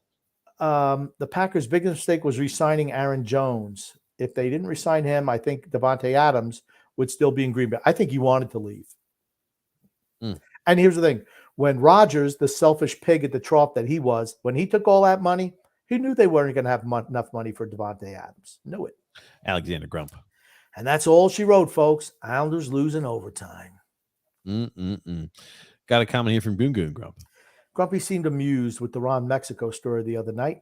TJ, make your father smile again by looking up NFL fashion police decide to ban Ron Mexico jerseys and read the article aloud. Oh, gosh. I'll try here. That sounds like fun. I'll go to the Alexander says Marino is a better quarterback than Elway. Ooh. See, I don't think so. Elway, he was, to me, the most physically gifted quarterback there ever was. He could run like a gazelle. He can operate within any system. And I'm glad he won 2 Super Bowls at the end. Apex Legend Senior Citizen says they benched a 4 for 2 mistakes against the NHL's #1 team, but the Islanders still push out losers like Bailey and Casper. At this point, I blame the owners. It's obviously Lou must go. It is obvious. He has to go. I mean, I don't want to say I hope they lose a bunch more games, but I don't want to see him ruin the franchise any further. Yeah. Paolo C says, well, here's the thing. I think we have to lose and continue to lose to make sure that freaking maniac will not add at the deadline. So right now, I'm rooting for the team to lose. Absolutely. I think that is the only way to prevent that freaking maniac from further screwing the team. He's a madman. He's a freaking maniac. If you add to this team thinking that you're going to make the postseason, that you're going to win playoffs, and you're going to win a Stanley Cup, you are freaking deluded. You are freaking off your med. You're nuts. You haven't thought a coherent thought in 50 million years, Grumpy. If you think this team is going to win a Stanley Cup, 50, maybe 60 million. I'm up at it. 60 million years. You cannot add at the deadline, and that maniac will if they have any reason or thought that they can make the playoffs or win a playoff series. This guy needs to be so far out of the playoff picture to make it where the freaking ownership says you're not allowed to freaking trade to add to this team, you freaking lunatic, Grump. And that would go ahead and get Lou no longer re-signed, hopefully as a general manager, and it gets rid of the entire Lamoriello family off of Long Island, Grumpy. That would be best case scenario. For me, it's so obvious that we're not good enough. Yeah. And with the age and the lack of skill of particular forward group, speak about the New York Islanders, for those who are not normally Islander fans and listen to this show, it's just really, really obvious that they need to start doing a major retool. And we talked about it last night, and Phil put out some really, I thought, good suggestions. I mean, a lot of them were exactly what I've been saying. And like I said, moving Brock Nelson is definitely one. I will say today, though, Brock Nelson scored a goal that was certainly an effort goal, and he hustled his butt off to get in front of the net for that pass from Villiers. That was a nice play by Brock Nelson. First goal in 15 games. Okay, now bringing up here, this is the fashion police that Gungun want us to read. The NFL does not want Ron Mexico to play for the Falcons, since the name was listed as an alias for the Atlanta quarterback Michael Vick in a lawsuit filed last month. A number of people have gone to the NFL's online store to order Mike Vick #7 replica jerseys with a personalized Mexico on the back. But fans trying to order the customized jersey get the message: the personalization entered cannot be accepted. So essentially, the NFL denied the pseudonym there, or denied the entry of Ron Mexico as the last name for Michael Vick jersey. So they prevented anybody from having those jerseys. Isn't that nuts? Is that really surprising that the NFL would do that? It's not, but yeah, it is kind of odd. Grumpy Paulo C. What about 4 years ago in 2019? Tampa had an unbelievable regular season, then lost 4 straight to Columbus in the first round of the playoffs. I think they finished with about 130 points that year. I mean, talk about And what was everyone saying about Tampa Blow Bay? it up. Blow it up. New coach, Chokers. new general manager, chokers, you name it, they said. Chokers. But here's the thing. They were young. If Boston's an older team. They really are. And their best players are certainly the older guys on the team. And I think it would be devastating if they wound up losing. Did not winning cup.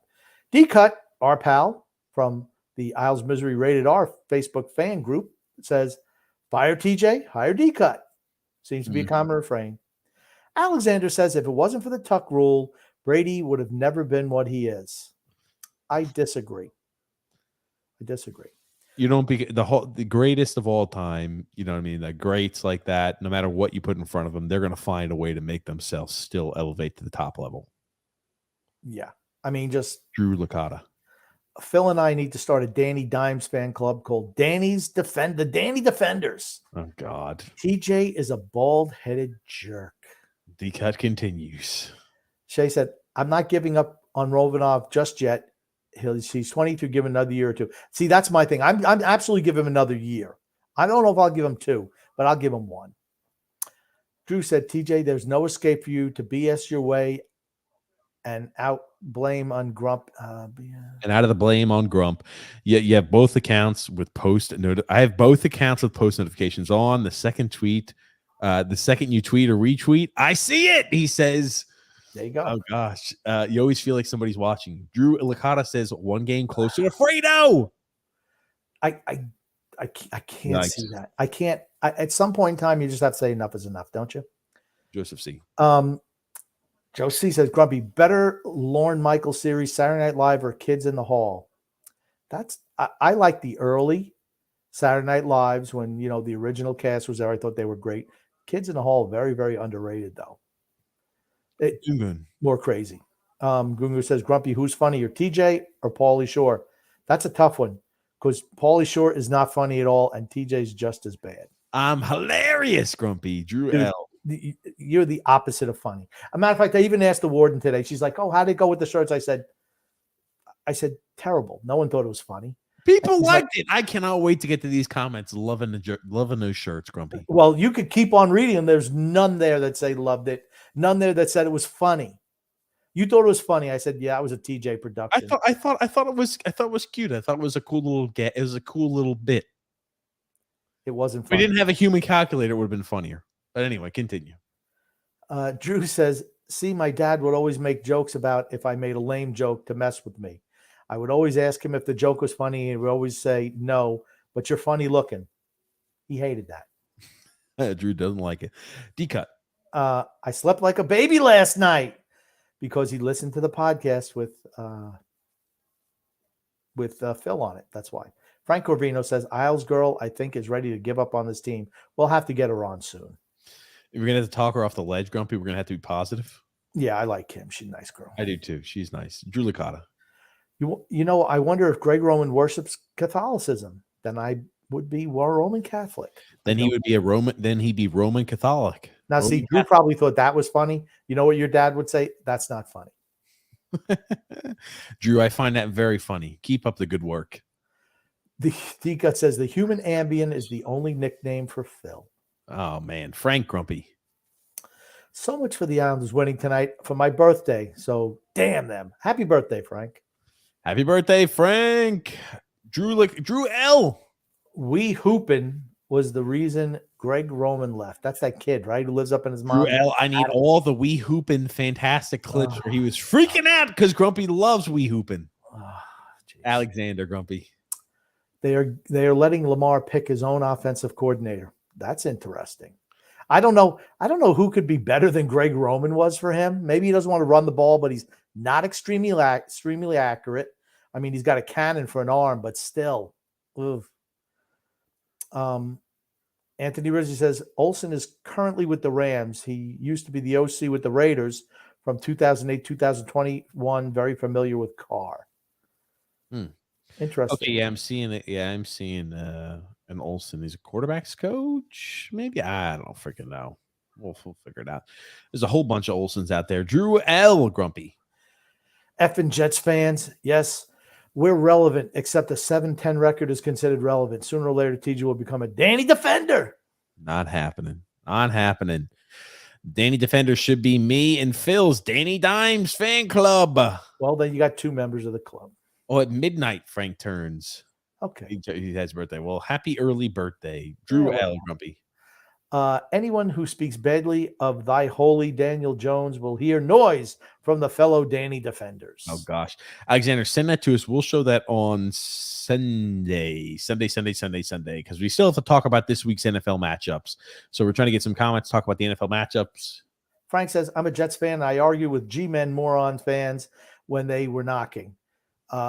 Giants shouldn't sign him. I'd gladly take him for the Jets. You guys should have got Russell Wilson, LOL. Gosh. You know what? Daniel Jones had probably the best game of his career against the Vikings last week. Let's see what happens if he comes crashing back down. And I'm rooting for him. I really am. Seems like a nice guy. But if he comes crashing down to earth against the Eagles, everyone's going to jump right off that bandwagon. Drew says this 14-year-old, by putting up these numbers, was definitely created in a laboratory. 25 points in 6 games is nuts. Shay says she's in the same league that Juraj Slafkovsky was in. She won the MVP in the U18 tournaments. I will try and find some highlights and send them to you, TJ.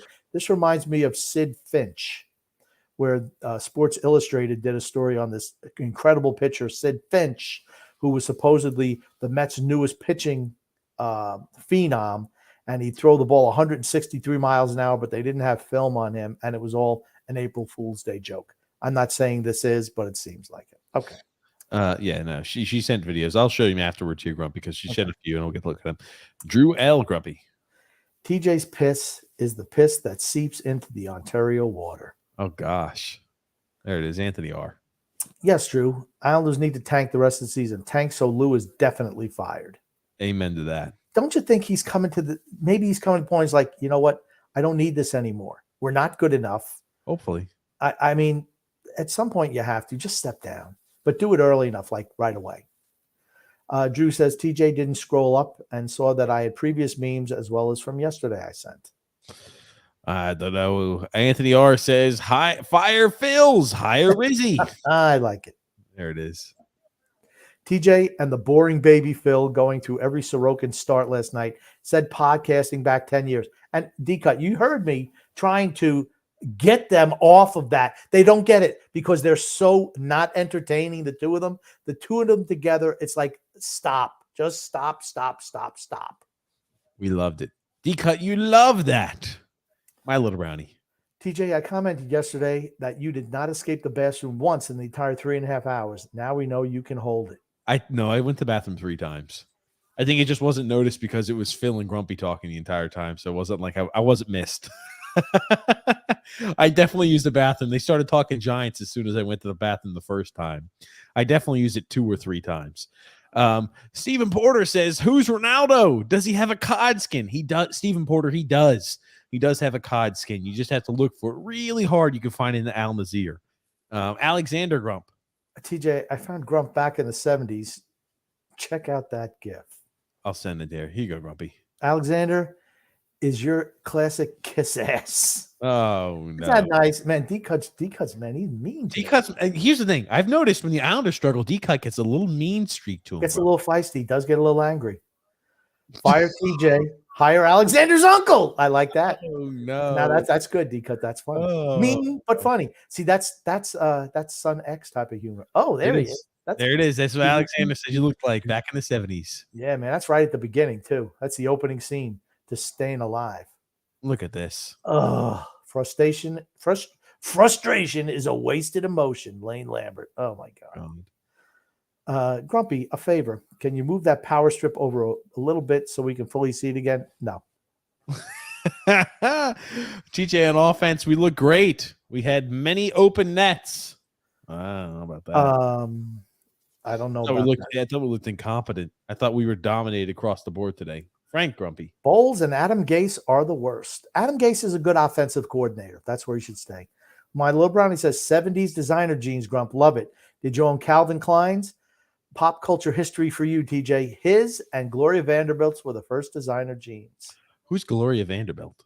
Like the Vanderbilt throne, like the Vanderbilt, like the estate, and like Yes, yes, she okay. was a member of that. But they had jeans, designer jeans. Matter of fact, I just saw something the other day with a whole bunch of people in design. Oh, I watched Fast Times at Ridgemont High, and I'm like, oh man, look at everybody in the designer jeans. It really took me back, and I'm like, gosh, has TJ ever seen this movie? I'm like, probably not. They're just like jeans. Okay, No, they're not just like jeans. They're absolutely not just like jeans. They were like Gloria Vanderbilt. These are just jeans for women. No, you have to look at the back. What's on the back of these jeans? They had like little, like whatever they're like Sassoons. They had like little designs on the pockets, and they were really tight. So like they were like Spanx for women before Spanx were popular.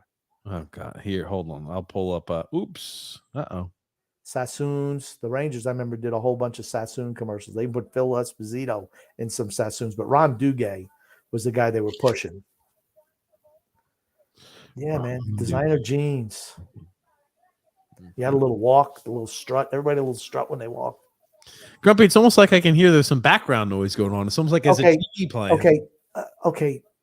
Ugh, dude, I don't know. Did you find the worst picture ever? You said pull up the backs. I pulled up the freaking backs. There's a Gloria Vanderbilt and there's a swan. Okay, I pulled up the emblems. That's what I wanted to show you. The jeans, man. Pull up Sassoons. I don't care about jeans. You know what I wear? Gym shorts and a t-shirt always.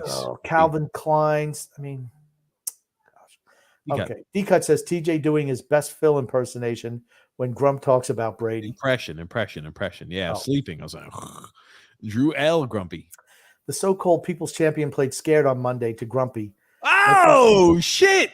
Let's not discount that once every defender got past Tampa's O, like Brady threw that shot put like an absolute puss. Yeah, he absolutely. Now that's the one thing when you get older. Remember, he's 45. You don't want to be getting hammered by guys who are 350 pounds. I'm going to tell you where Tom Brady's at in his career right now. He's not the guy who elevates everyone around him anymore. He's just not. But what he is if you surround him with what he needs offensively and have good protection, he's still the best quarterback in the league. Still, in the last 2 minutes of the game, there's nobody I'd want more than Tom Brady. But things right now, he has to be supported. Where before he elevated everyone, he's past that.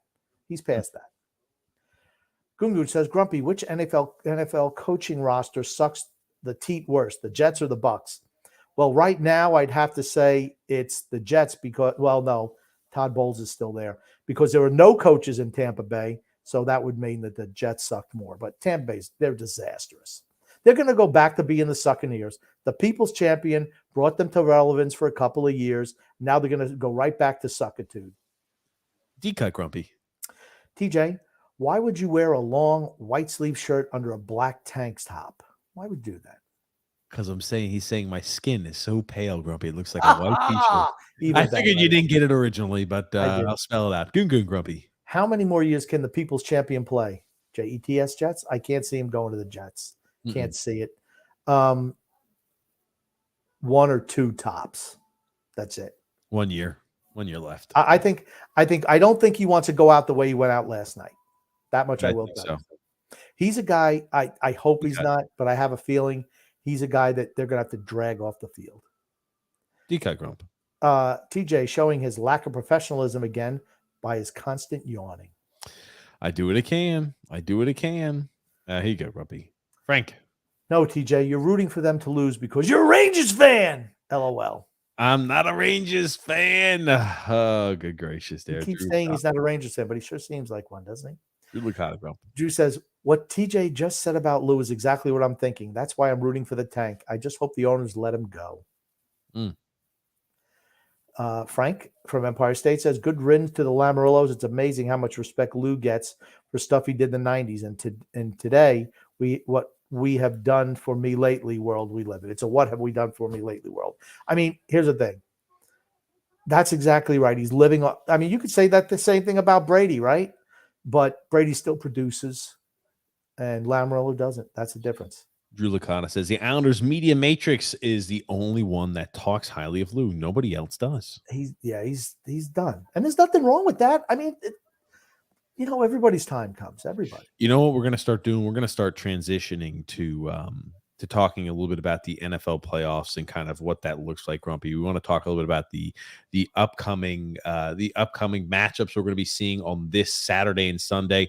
Real quick, D-Cut's got a comment. He says TJ always goes off topic right before one of my Well, there you go. See, he didn't do that. No, I didn't. I didn't do that at all, D-Cut. No, I don't. I never do that, D-Cut. Frank Grumpy. TJ's focused on his guns. LOL. Oh gosh, Goon Goon Grump. I need to close my peepers and go to sleepers. Nighty night. Night night, Goon Goon. Oh wow, holy shit! Gonzaga lost to Loyola Marymount today, 68-67. Holy shit. Okay. Nuts. Drew Licata, Grumpy. I wasn't trying to be funny on the Greg Roman joke. So jokes on you, Grumpy. Okay, you got me. Policy. Guys, the NFL predictions, I think all the home teams will win, except the Giants will beat the Eagles. I think the Bengals will lose to the Bills because I didn't like the way they played last week. Let's talk a little bit about that. Good segue in, Grumpy. Okay. What do you think regarding let's start in the NFC. We talked a little about the 49ers, Cowboys. Who do you think is coming home with a victory there in that game? I think the 49ers win that game. I think they're the best team in the NFC. Most balanced. I'm still not sold on the Purdy kid. Neither am I. So we'll see. We'll have to find out. But I mean, they have a running game. Their defense is excellent. It's the same team they've been for the last 4 years.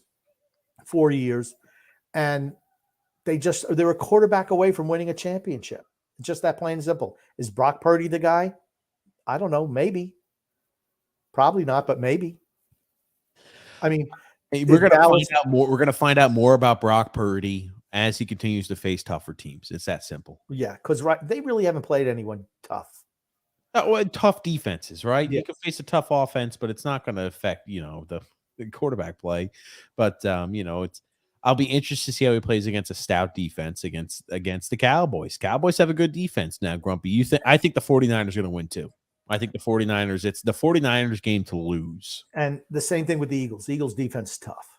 I think the Eagles might be on upset alert. Really tough to beat teams 3 times a year. We talked about that with Phil. Here's the thing. The Eagles came out and they started the season extremely hot. They started to cool off a little bit towards the tail end, and they started to struggle. I know they had a backup quarterback at times, but they were starting to really play games close, the games that they should have annihilated their opponents in. I think that the Giants could upset the Eagles. I'm going with the Eagles. They had the bye week. I think that's a big advantage when you get down to playoff time.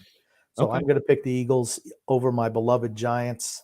You're a Giants fan again. Get the fuck out of here. Get out of here. Well, let me tell you something. It's funny because I was talking with Son X, and I did say to him, he's like, what happens when Brady? I said, Brady leaves. I said, I'll probably go back to just being Giants fan full time. And the Jets. I mean, I like both teams, but that's probably what I'll go back to. Let's talk a little bit about what do you think is going to happen between the Chiefs and the Jags? Can the Jags pull off some late game magic to beat the Kansas City Chiefs? They can. I don't think they will. I don't think they will either. I think Kansas City is going to win. A lot of times you see, I'm going to throw Dallas and the Giants in there as well. Teams that haven't won a playoff game for a while, that's like a big victory for them. And they think, hey, we're playing with house money now.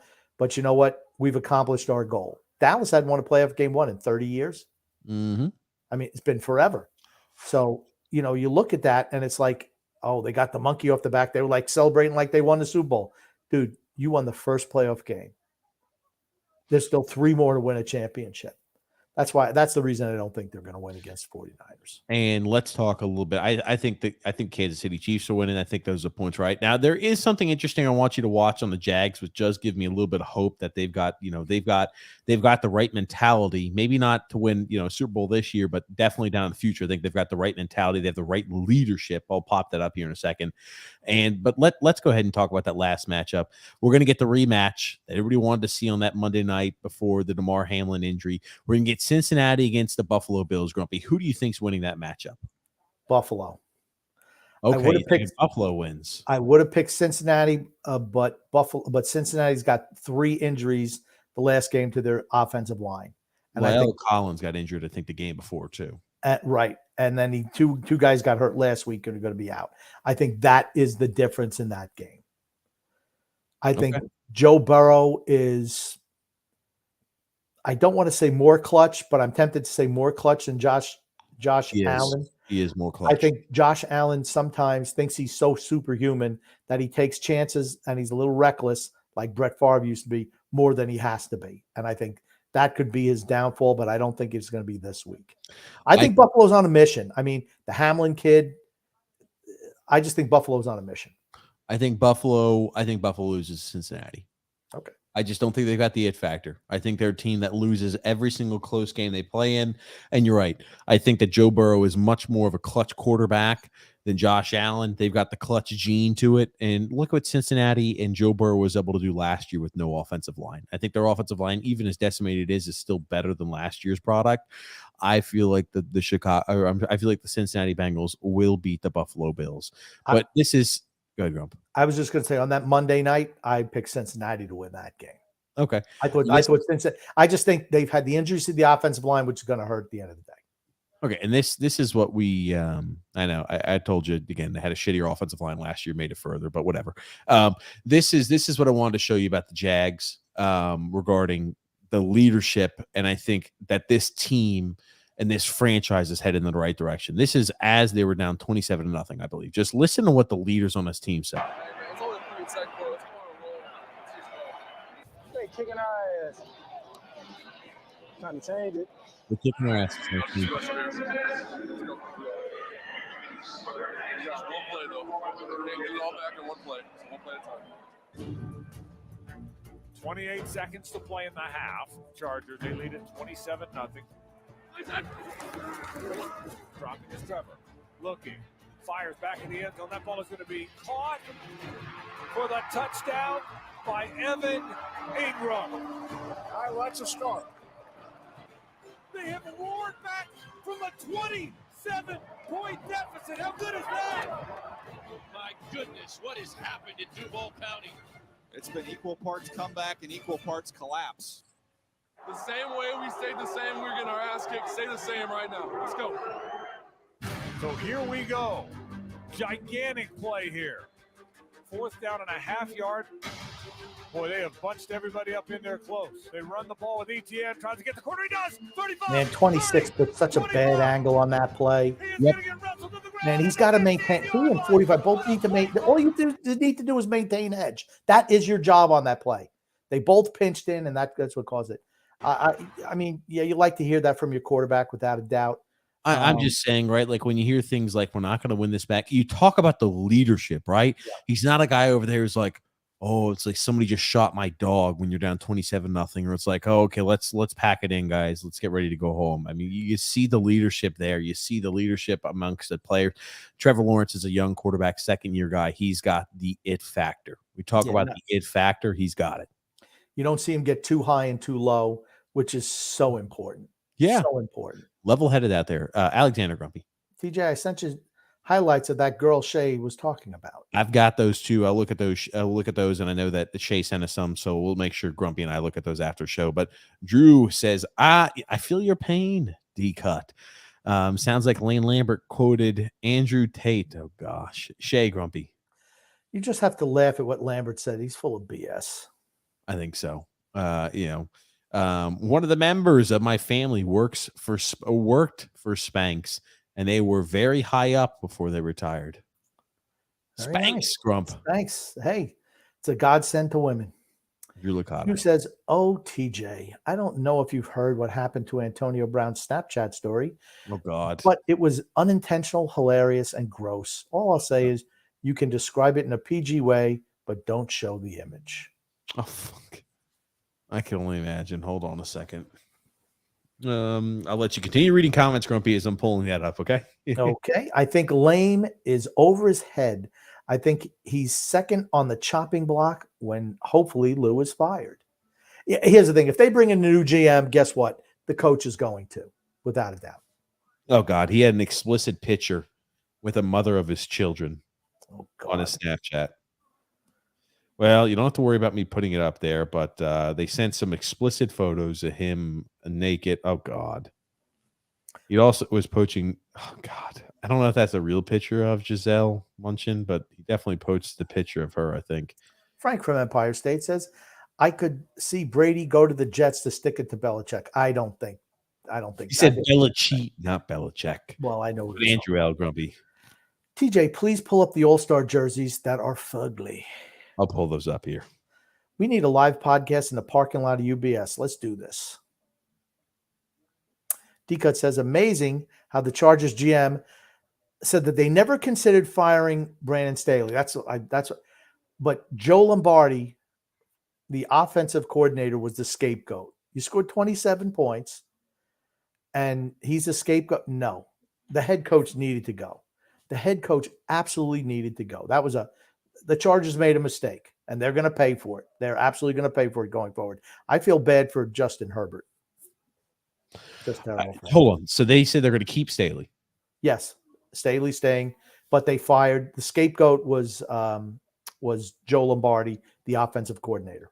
Yeah, they're fucked. That is so dumb. Now, you wanted us to show the NHL All-Star jerseys. Actually, I'm not a fan of the color scheme, but I like the jerseys. I like the design.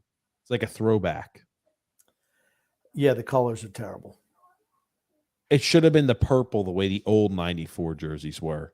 Like, it should have been the purple and the blue. I don't dislike the color combo at all. Primary colors is what they should be, not pastels. Sorry. Yeah. No pastel shades. I'll pull up the old jerseys. I mean, the old jerseys used to look really freaking neat. I mean, God almighty. Damn it. Give me a sec here. These old jerseys, they look good. While you pull that up, I'll say Shay says, once Lou goes bye-bye, maybe their social media will be interesting and get better graphics. I mean, the Bruins TikTok is amazing. Haven't seen any of that because, as everyone knows, I have no social media presence. Frank from Empire State says, yes, Shay, even the Islanders marketing sucks. Reflects Lou's aura. Everyone's kind of down on Lou Lamoriello. Alexander says, Vic Fangio to the Dolphins as a DC. They just fired Boyer today. Interesting. I didn't think their defense was that bad this year. I'm surprised. And hasn't football kind of passed Vic Fangio by? I think so. I mean, I think so. I didn't think Boyer was that bad as a DC. Whatever. But here's the colors. Like that type of color and the purple were the two good colors. That was the retro. They should have actually had the retro color. No.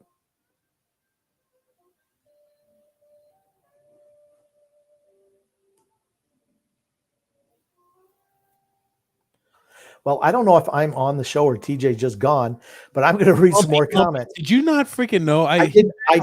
How long did you sit there? Just not the whole time, and I didn't know if you were off or Jesus I was off. Christ. I didn't know. When I went away, I accidentally hit back on the wrong tab. But when I go away, Grumpy, that means it was a me mistake. Okay, I'm looking at you on the other feed. I've got pulled up. I'm like, shit. Grumpy's just like this. Okay. Yeah, I don't know why you're attacking me. Music playing. I don't know why you're attacking me. I mean, I'm attacking you because I made a mistake, Grumpy. Therefore, I'm blaming you. Okay. I'm not a fan of the colors, though. I don't like the pink mixed in there. Not a good color combo. It just looks weird. Pastels, no thanks. Shay says, the other teams have good player interaction and they get the personality out a bit off the ice. The Islanders don't do that. I have so many ideas for things that they can do to market more social media. Absolutely, Shay. I know that Lou doesn't like you and he gave you a dirty look, but I believe in you. Specifically TikTok and better graphics. I mean, that's what they need to hire younger people. Absolutely. Lou doesn't know. It's really like putting me in charge of TikTok. It'd be a mistake.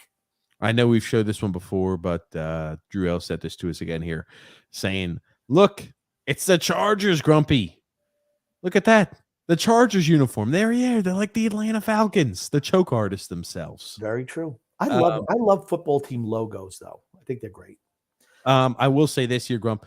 I want to talk to you a little bit about did you happen to see what went on friendly game between Cristiano Ronaldo, Al Nassr, or the Saudi Arabian All-Star team against PSG? Did you happen to catch any of the game? I did not. None? You didn't watch any of the game? None. I did. Son X was giving me highlights. I think they lost 5-3, something like that. Yeah. The Saudis lost 5-3. Cristiano had 2 goals. Yep. He had 2 goals. Yeah. That, whatever. PSG's YouTube live stream lost 350,000 viewers and the 10 seconds after Ronaldo and Messi were subbed off. Yeah, it tells you they were not interested at all. No, they were just watching Cristiano and For Leo. Cristiano and Leo and Messi. Last time they may play, right? That's what I mentioned. This could be the last time they face off. Do you think that? I mean, like, do you think? Let me ask you this: do you think that if they threw a large enough bag of money at Leo, would he go to the Saudi league as well? Yeah, I do. But I think he can go to I think he can go to MLS as well. So could Ronaldo. Ronaldo won't go to MLS now. I could not imagine him going to play in America as a 40-year-old. I could not imagine it. Here's the thing. I'm talking about the money. The Saudis have more money than the MLS can throw at these guys. Playing both on the same team. Oh, for certain. Could you imagine? Yeah, oh my gosh. The media attention, the people that would clamor, even though they're both well past their prime. Could you imagine both of those guys playing together? The numbers it would draw, the eyes that would draw, just because the people have always wanted to see that their entire life. I agree. Yes, 100% agree. Oh man, wouldn't that be great? I watched the game. Cristiano still has it. You got one of the greatest. You got the greatest of all time, Cristiano, and somebody who's pretty good too, Messi. He's right there. He's just behind him a little bit. The difference is like the difference in their height. That's the difference between the greatest. So a significant difference is what you're telling me. I think so, yeah. Frank C. Grump. Hope we see some upsets this weekend. I like the Bengals. I think the Bills' window is closing. I disagree with that. Cowboys could beat the Niners. Doubtful. Hope not. Chiefs win, especially so do the Eagles. I win easily, so do the Eagles. Here's what I'm rooting for. Giants, Cowboys, Bills, Jaguars. That's what I'm rooting for. Okay. I don't really care. I don't think my opinion. I'm rooting for the Giants. That's the only real team I'm rooting for. I'm rooting for Cincinnati or Buffalo. I don't really care which one of those teams. They both had a long time of freaking destitute performances and a destitute franchise. But I wanted to bring something up, Grumpy, talking a little bit about where the Islanders sit at the moment. 51 points, 47 games played. Same amount of points as the Pittsburgh Penguins, Grump. We're looking at it. They're only 2 points ahead of the Florida Panthers at this point. The Islanders are only 2 points ahead of the Florida Panthers at this point. The Florida Panthers won today. And here's what I'm going to tell you about. It's so difficult for 5 teams to make it out of one division. I think that's the biggest. It's too tough. It's too tough. And now you're seeing the Panthers start to pick their play up. You're seeing it now. The Buffalo Sabres are only 4 points behind the Islanders, 3 games in hand. It's a big game. That was a big game for us today, and we lost in overtime. We're going to get caught by those 2 teams. You can just see it coming. It's like a guy running a marathon, and then everybody catches him at the end. He sprinted at the beginning out of the gates, and by lap, 10, he's just like, the older he got, and everybody else is just well-conditioned, just passing one after the other, after the other, after the other. Remember our goal differential was like plus 20 earlier on in the year? Yeah, now 20. Plus 8. Plus 8. Yeah. There's a reason for that. We've looked like garbage. We look like the old team that we are. We are 2-5-3 in our last 10 games. Yeah. It's not good enough. We're not good enough. We're just not good enough. Just not good enough. Yep. Here's the thing. The Flyers have a game in hand. They're only 6 points behind us. The miserable Flyers. I feel bad because I've been telling everyone the Islanders should have 2 years ago. They should have just started moving away from these old guys and go with younger players. Do whatever you can do to transition, trade guys, start reloading. Nope. Last year, even after last year's abomination, nope, not going to do anything. It's just going to get worse and worse and worse. Yep. It's a shame. It's a shame because what Barry Trotz and Lou Lamoriello did for the first couple of years, they made the Islanders relevant again. They needed to make, well, at least Lou needed to make that transition. Okay, these guys, he had to know that's as far as we were going. I don't care what he says or what he says he believes. He had to know we weren't going any further. He can't possibly be that daft and stupid, right?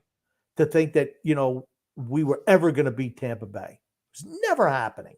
If you can't get out of your own conference, you can't even win your division, you're never winning a Stanley Cup. And he doubled down on this team again. Just can't do it. Hey, Grump, quick question. Do you have like a milk carton we can put out a little thing for Anders Lee on? In the last 11 games, he's got 2 points, 2 goals, and 0 assists in the last 11 games. He sucks. He sucks. Yikes. I mean, if he was movable, you have to trade him. I don't know if he's movable. I'd be willing to eat salary to get him off the roster. If you transition to a younger team that doesn't make a whole lot of money, keep his contract until the year comes up, or it's his last year of his contract, and trade him away, retaining half the cap at the deadline. I'm willing to do that now and take 50. I'm willing to pay that for the next 3 or 4 years, whatever he's got left. I really am. He's an albatross. He's a weight around the team. 2 points in the last 11 games. Nobody's pointing the fingers at Mr. Captain, are they? A team sputtering out of control. Drew L. Eagles' run defense is also bad, which is so if they beat New York and play San Francisco, they're in a load of trouble. Here's the thing, though. Eagles can score. I mean, the 49ers will control the clock. You keep Jalen Hurts on the sidelines. He's got to be it's a recipe for, if the 49ers play the Eagles, it's a recipe for an ass whooping where the 49ers kick the living shit out of the Eagles. I disagree. I disagree. Playing in Philadelphia, it's not that. I don't think it'll be that way. Okay. I'm not saying that Frisco can't win. I'm just saying I think that, well, we'll talk about that when it gets closer. Shay says, I'm not qualified. I don't have the expertise or schooling yet to take over TikTok and do the social media stuff. Well, Frank says, neither do the Islanders. I love it. Oh, very good, Frank. Drew L. Grumpy. Look, all I know is that Broncos country was willing to let it ride and put up the points against the Chiefs defense, so maybe the Jags go in. I don't think the Chiefs defense is very good. Frank says, hire Shay, fire Lou. Yeah, there you go. We like it. Shay. Shay says, I would not work under Lou, even if I'm directly connected, but I have connections for the Binghamton Rumble Ponies.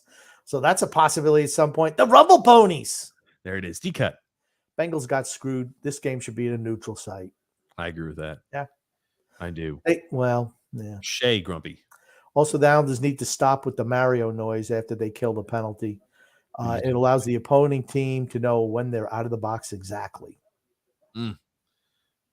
I was about to say, well, all the teams I think have a little thing once they go ahead and get a player back full strength. Frank says here, McDavid just scored versus the Lightning to take a lead 4-3. Connor McDavid's fantastic. He's been outstanding this year. Effing Echo TJ. Yeah, I tried my best. Drew Licata, Grumpy. Maybe they should move it to when they start the power play. Haha, very good. Oh God. Shay says no. They play the Don't power F with Long Island song before the penalty. Oh, before the power play. Drew Licata, TJ also sent you a picture. Vic Fangio hiring is a mistake. He's terrible. Yeah, I just think, his time is over as a coach. I mean, he was a good defensive coordinator. I don't know why they moved on from Boyer. Like I said, when you're a loser team, you do loser things. This is really late in the show to be bringing this one up, D-Cup. He says, thoughts on Provorov not wearing a Pride jersey warm-ups. He should be allowed to do whatever he wants. Yeah, I was about to say, he didn't even go out for warm-ups. He just said, I don't support that based off my religious. He's got the freedom to choose what he wants to do with his religion, just like you've got the freedom to wear that shirt every day of the week. Who cares? I think it was a big nothing burger. People could wear those shirts all the time. Don't care. People could not wear those shirts. Don't care. I just think that Provorov didn't want to go out there. You listen to some of the people, they're going nuts over it. I don't know. I'm more going nuts over the incompetence of our own team. I can't even focus on other things like that when I just see our team crumbling before our very eyes. Crumbling. Ugh, my God. Yikes. Drew Licata, Grumpy. TJ, how dare you get angry at poor Grumpy when you effed up? Hold yourself accountable, TJ. It's real easy for TJ to blame me. I'm bringing Grump. Very easy. My little brownie, Grumpy. Next time you're in Dallas, you must visit the Cowboy practice facility in Frisco. JJ basically built a city around it. Huh. Lionel Messi. I didn't know that, but Lionel Messi is the real people's champ. No. He's the champs of the not the sheeple and the betas. That's who Lionel Messi's. That's who You're Lionel trying to Messi's say from. he's the champ. He's the cuck, the champion, the cucks. He's the cuck champion. Yeah, sure. He's a champion of the sheeple, the people who don't watch, the people who tune into the world football once every 5 years or 4 I have years. a question for you, TJ. I was watching this TV. It's called a TV show called The Last of Us. How are you watching? Yeah, I've seen that before. But how are you watching a TV show? It's a movie, by the way, The Last of Us. No, it's not. It's a new HBO series. Oh, okay. And I just find it interesting. They have like a disease, so some type of virus or fungus that kills most of the people in the world. Who do you think would take over? Do you think it would be like, who do you think would take over if like it was like dog eat dog? Who would take over, you think? Grumpy. The listeners of this show would take over, Grumpy, because they're all so smart. They're astute. They're ahead of the curve. They are with the curve, Grumpy. That's who would take over. Okay. Drew says, by the way, TJ Grumpy, one question. Do you guys like light butter on your popcorn or lots of butter? Ugh, you're about to be disgusted by Grumpy's answer. What's your answer, TJ?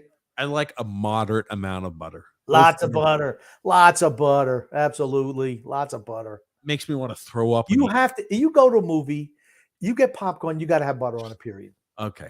Keep it in there. Can control yourself, Grumpy. You don't need that much butter. Less Put on your quiet cap.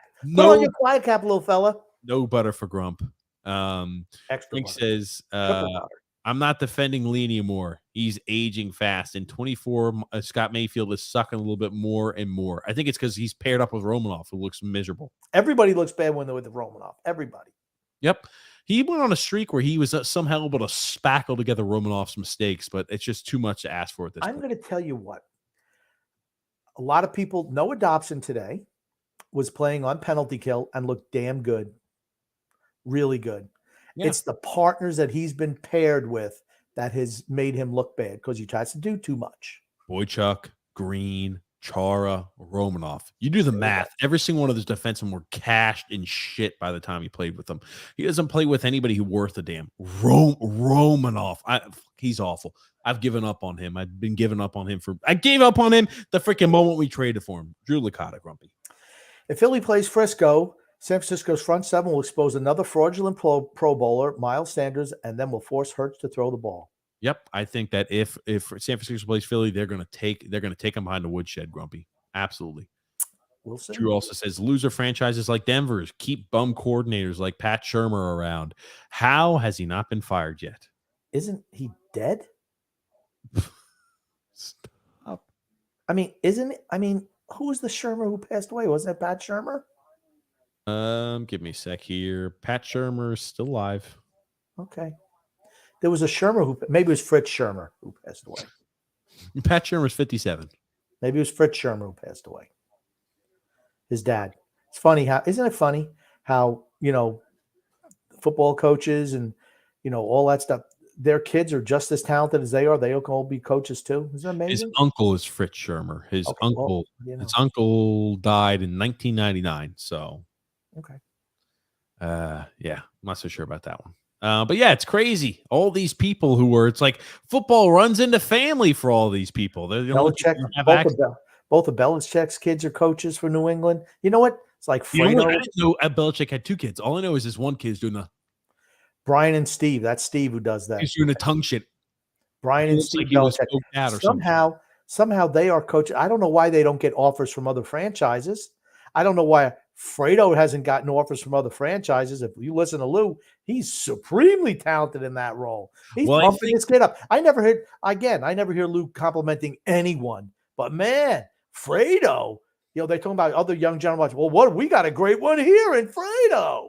Belichick, as I say, Belichick's kids should be offered head coaching jobs in no time, Grumpy, because how fantastic they are. Same thing, Fredo, a general manager job somewhere else.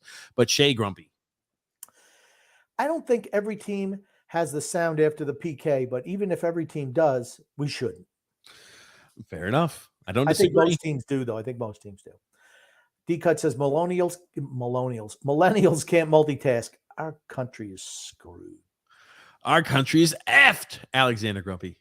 I don't agree with the hiring of Boyer. I don't agree with the firing of Boyer, but I knew it was coming. The defense took a step back, but Boyer never adjusted. Okay. Drew Licata, Grump. So TJ is trying to correct Grumpy on something he has almost no knowledge on, movies and TV shows. Okay. I figured that was a grand one. Yeah, Alexander Crump.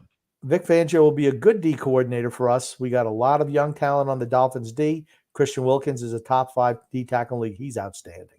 He's really good. I remember when they drafted him, I'm like, man, it's a little. No, maybe it wasn't the hit. When was he picked? He was picked that. I'll pull it up. I thought early, a second round. I thought I got pulled up though. Oh, then that's not the guy I'm talking about. The guy the Raiders picked from Clemson, I thought was way too high, and that's kind of panned out.